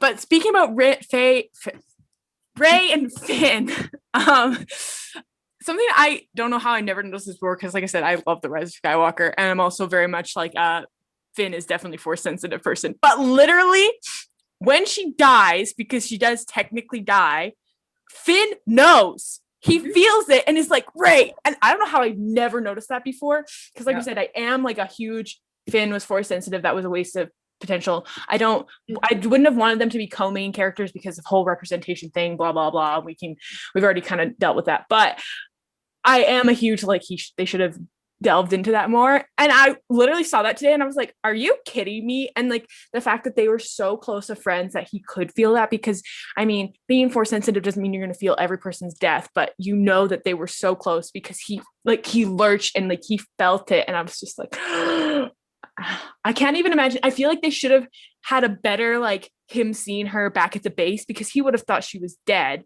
Yeah. And then seeing her being like, wait, what? Like, I feel like they should have, their hug was pretty great, but there should have been a little more excitement from him, I think. It's also the whole, they never even said that Ben brought her back. No, sorry, I didn't mean to talk over you, but that was something that like Finn knew that she died. He had to have been, wait, how is she alive? They didn't even mention Ben, like, about bringing her back or her saying anything. And like Finn would have been like, oh, that makes sense or something. I don't know. Yeah. I was going to say, considering how touchy-feely Finn is, like, all of the hugs, especially in The Rise of Skywalker, like, all the times that he, like, takes everyone's hands, like the one I haven't written down, the one line where he's like, we're all in this till the end. Rey takes his hand, stands up for Chewie, and then Poe looks at me, he's like, hands, and then they all take hands. So cute. I love it. Yeah, no. There was a Chirrut quote in the novelization, the comic, where basically it was like the Force was guiding Chirrut to Rey. It kind of implies, and I fully believe that is what happened with Finn and Rey, that the Force guided the two of them together, that they needed to be together and be friends. Like I just their relationship, the fact that like you can tell it's just two people who have almost never had a friend and never had someone who cared about them and was compassionate and kind towards them, and they just immediately link and have that connection is incredible. And I love that even when they're separated in The Last Jedi, it is clear that both of them are thinking of each other. And you know, when Rey's about to leave, she goes, tell Finn I said this, like, oh, I hope Finn is okay. Like, it's this constant like, you know, Finn is so motivated by wanting to protect Rey, but I do think that Rey is quite motivated by wanting to protect Finn as well. And I love that we got a friendship like that. And I just think it's great for both of their characters. And I love how much she shares with him. I forget really how much she does tell Finn in the Rise of Skywalker about what she's experiencing and her family and stuff. And I love to see that, because I think it builds their bond. Would I have loved to maybe see Finn do a little bit more than just chase after Rey for most of the movie? Yes, of course. But I do love how really the movies continuously cement that their friendship is a core kind of, not belief, but like core part of both of their identities, is like it's not just for the Resistance, it is for Finn, it is for Rey. I love them so much. I like literally, they're probably like one of my favorite like Star Wars friendships, is the two of them. Definitely, yeah. And it's there from the beginning, like in The Force Awakens, when we get that line where he and Han and Chewie have gotten to the planet, and they, you know, Han is like, she's over there, and then finally they meet up with her and she's like, what are you doing here? And he says, we came back for you. Like, you have to know how much that means to her as someone who was abandoned.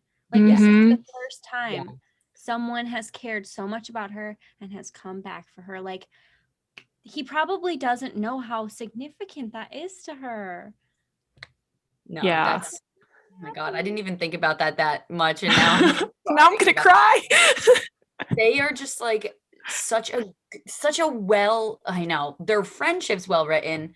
Finn obviously is not as developed as he should have been, but that's another reason that I do actually really want to see like post sequel stuff, is I want to see Finn and Rey, I also want to see Poe and Rey, because the little bits of their relationship we get to are hilarious. They're like so they good. are the two stubborn, like headstrong people, sarcastic. Like I want to see that so badly, because she's had so many other relationships where it's just like her and Finn like have this immediate understanding. Her and Ben, same thing. Like all the mentors. Luke is the only one that puts up a bit of a struggle.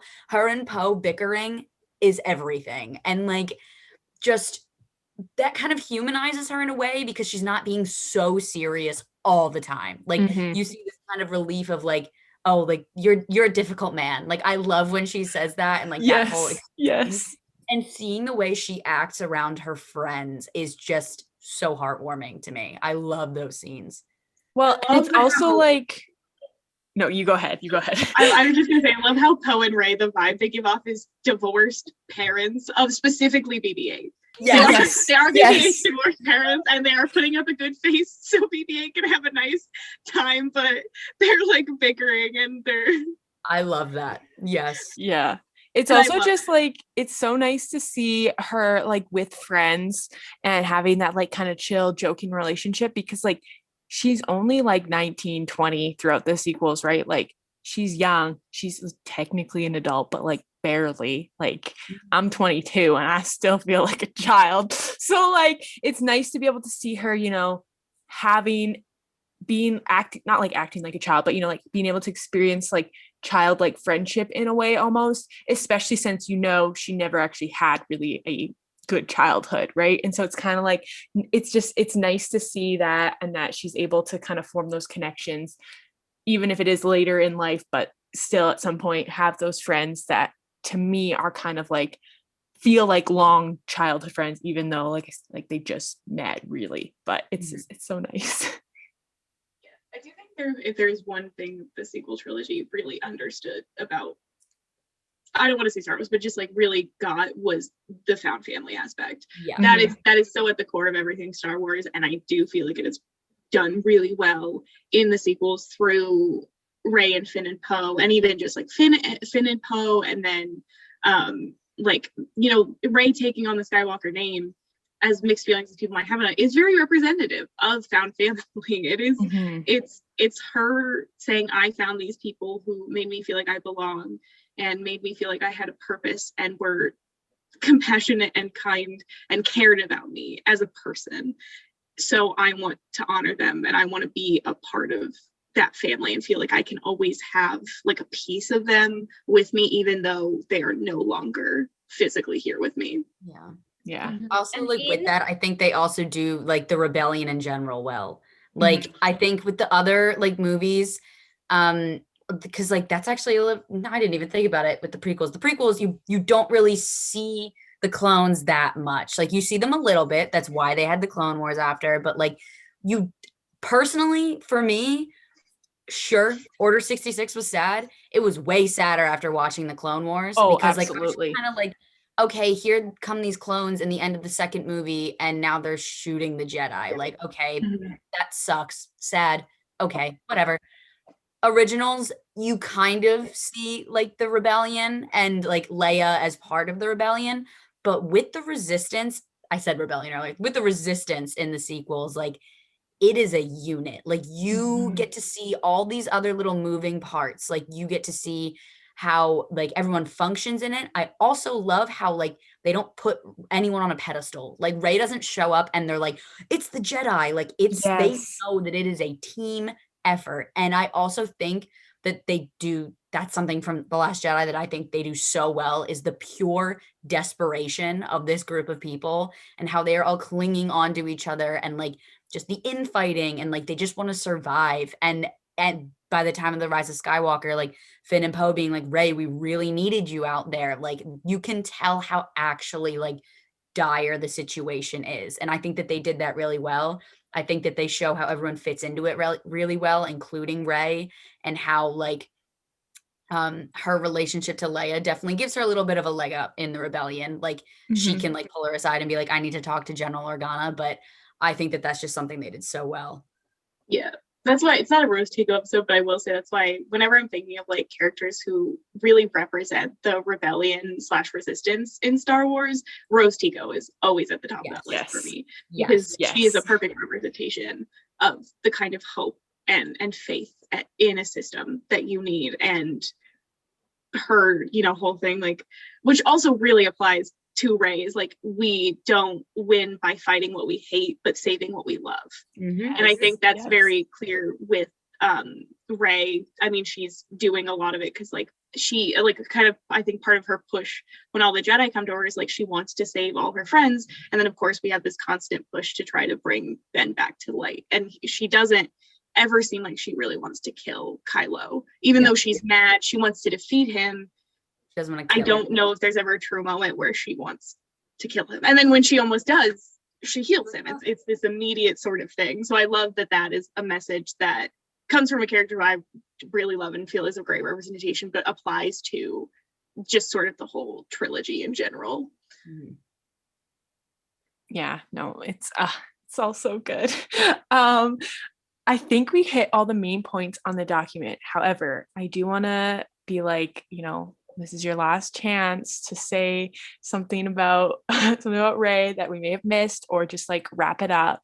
Because I think we covered everything. Tell me if I'm wrong, but I'm pretty sure we got everything that we kind of wanted to chat about. So I'll let y'all go first, and then I'll just like wrap us up here at the end. But yeah, this has been great. I hope people are still listening because we're having so much fun. And if you are still listening, thank you. We love you so much. Anyway, yeah, y'all can just share your final thoughts, go around, and then we will say farewell. I just want to real quick, we didn't talk that much, but I want to just really quick talk about Rey's saber. Oh, yes. And how much I fucking love it. Yes. I think it's one of the best Star Wars things. I love that she uses her staff to make the handle. Yes. I love it because that is her acknowledging, I think her making the saber, first of all, acknowledges fully her place in the story. It acknowledges that I am on this track. I will carry on the Jedi legacy. I will be the one to do that. Besides that, I really love that it is made from pieces of her saber, because one, that is something that will always remind her of her scavenger past. She will always have that link. And also I love that it was the staff always protected her on Jakku, and now it will continue to protect her in her saber. And I also just love the yellow color they chose. I feel like it just perfectly embodies like the whole like ray of sunshine thing. That it's yellow. Yes. And also like I do like how I like, you could do it as like, I know the temple guards also used yellow, so I kind of like this idea that like, oh, she is guarding, I don't know, the legacy, she's protecting the people, kind of that, like, not that I know kyber crystals don't necessarily have meaning, but I like that. And I just love the color they chose. I like how it was more unique for a character, that she didn't just get blue or green, but that it was a color that was very unique to her. I agree.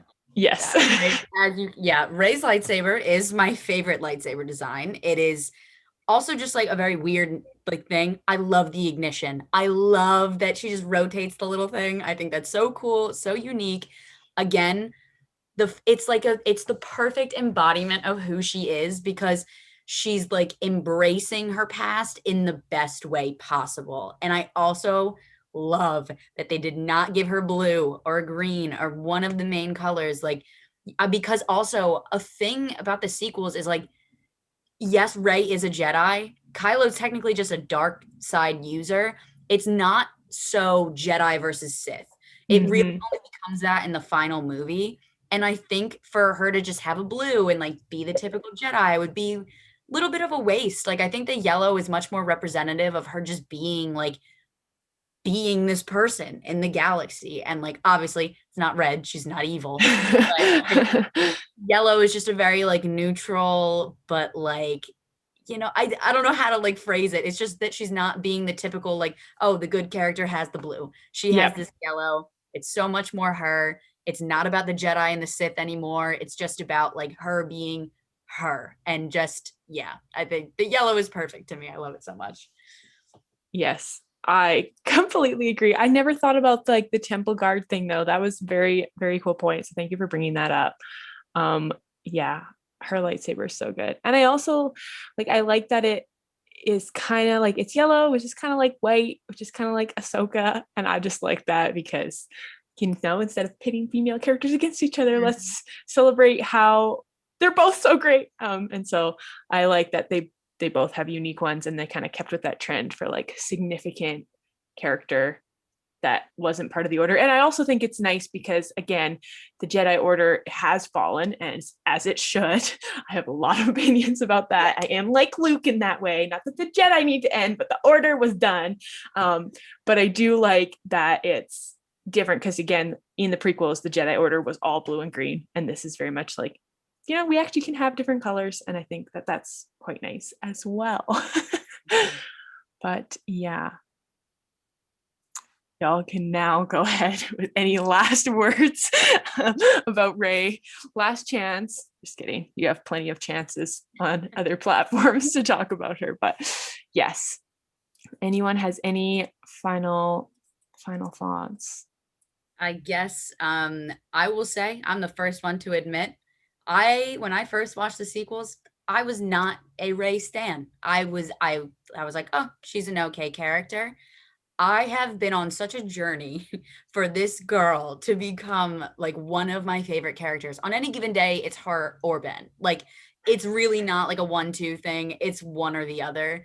Most days it's just both of them. I just love them both so much. But it's the same way I was with the sequels in general. I watched them. I let a lot of people put things in my mind before I watched them, tell me things about this character. And then when I finally got to watch them for myself, I was like, no, I love her. I love her so much. I will defend her all day. I will continue to make posts celebrating Rey because I love her so much. And I guess my final thing is just, if you were someone watching this and you weren't the biggest fan of Rey, give her another chance. Mm-hmm. Or just don't tear people down who like her. That's all it really takes. Yes, for sure. Meegs, do you have anything? Or do you feel like you've sufficiently spoken? Stan Rey Skywalker for Excellent. Full agree. Okay. Meegs, your last words. I think Rey is so important. I love her character development. I love her search for identity and purpose and family. I love her determination. I love her strength throughout her childhood, abandonment, a legacy of evil. I love her choosing the light side, having hope, having compassion, finding joy in like the little things, like having a little plant on Jakku, or loving the little festival that she went to. I love her friendships. I love her mentorship, mentee relationship with Luke and Leia, her training. I think she is a wonderful character, and I love her so much. Very well said. Yes, I actually want to say one more thing. Yes, of course. I think like I said that The Force Awakens was my first Star Wars movie, and so I immediately I liked Rey from the start. I think that she's perfect, but I can imagine that me seeing that as like, I think I was also 16, as a 16-year-old seeing that in theaters, what that meant to me and what I loved, how a little girl watching it would feel, and to see someone like that on screen. And it makes me so happy that no matter what happens, Rey will always be there for little girls to look up to, and for little girls who are going to experience her arc for the first time and dress up as her on Halloween and have Rey dolls. And it makes me so happy that a character like that can inspire so many, especially young women. And I hope that we get a lot more female and characters like Rey in Star Wars going forward, because I think that's what we need more of. And we need them for all the different kinds of little girls who are just looking for a role model. Yeah. Y'all are gonna make me cry with your great wrap-ups. I honestly don't have anything to add. One tear started forming and then my mascara started burning in my eye. I was like, oh no. Oh, it's fine. We're good. But like, yeah, no, what you all said like truly summed up my feelings as well. I love Rey. I'm obsessed with her, and my love only keeps growing as well. I think that's one of the things that seems to be a trend with the sequels, even with people who kind of liked them in the beginning, is that everything seems to be growing on people, and that's what we love to see. And like you said, Rey's always going to be there, and she's just going to get more and more loved, which is very exciting.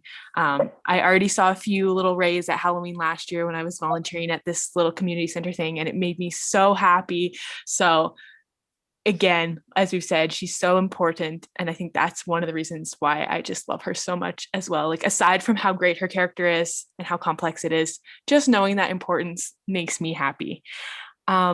But yeah, with all that being said, if anyone's still here listening to us after I don't know how long this is going to be, but probably 2 hours, that's amazing, and we love you. Thank you so much. Hopefully, maybe we shared something that made you think a little differently about Rey, whether or not you previously liked her or not. I hope perhaps in this 2 hours you learned something new or thought of something differently. I know I did, so hopefully other people did as well. But as always, please feel free to reach out to me and us on social media. That's terrible English.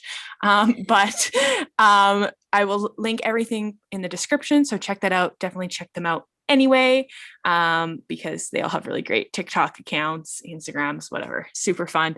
So definitely do that. But don't be mean. If you're going to be mean, please don't waste your energy.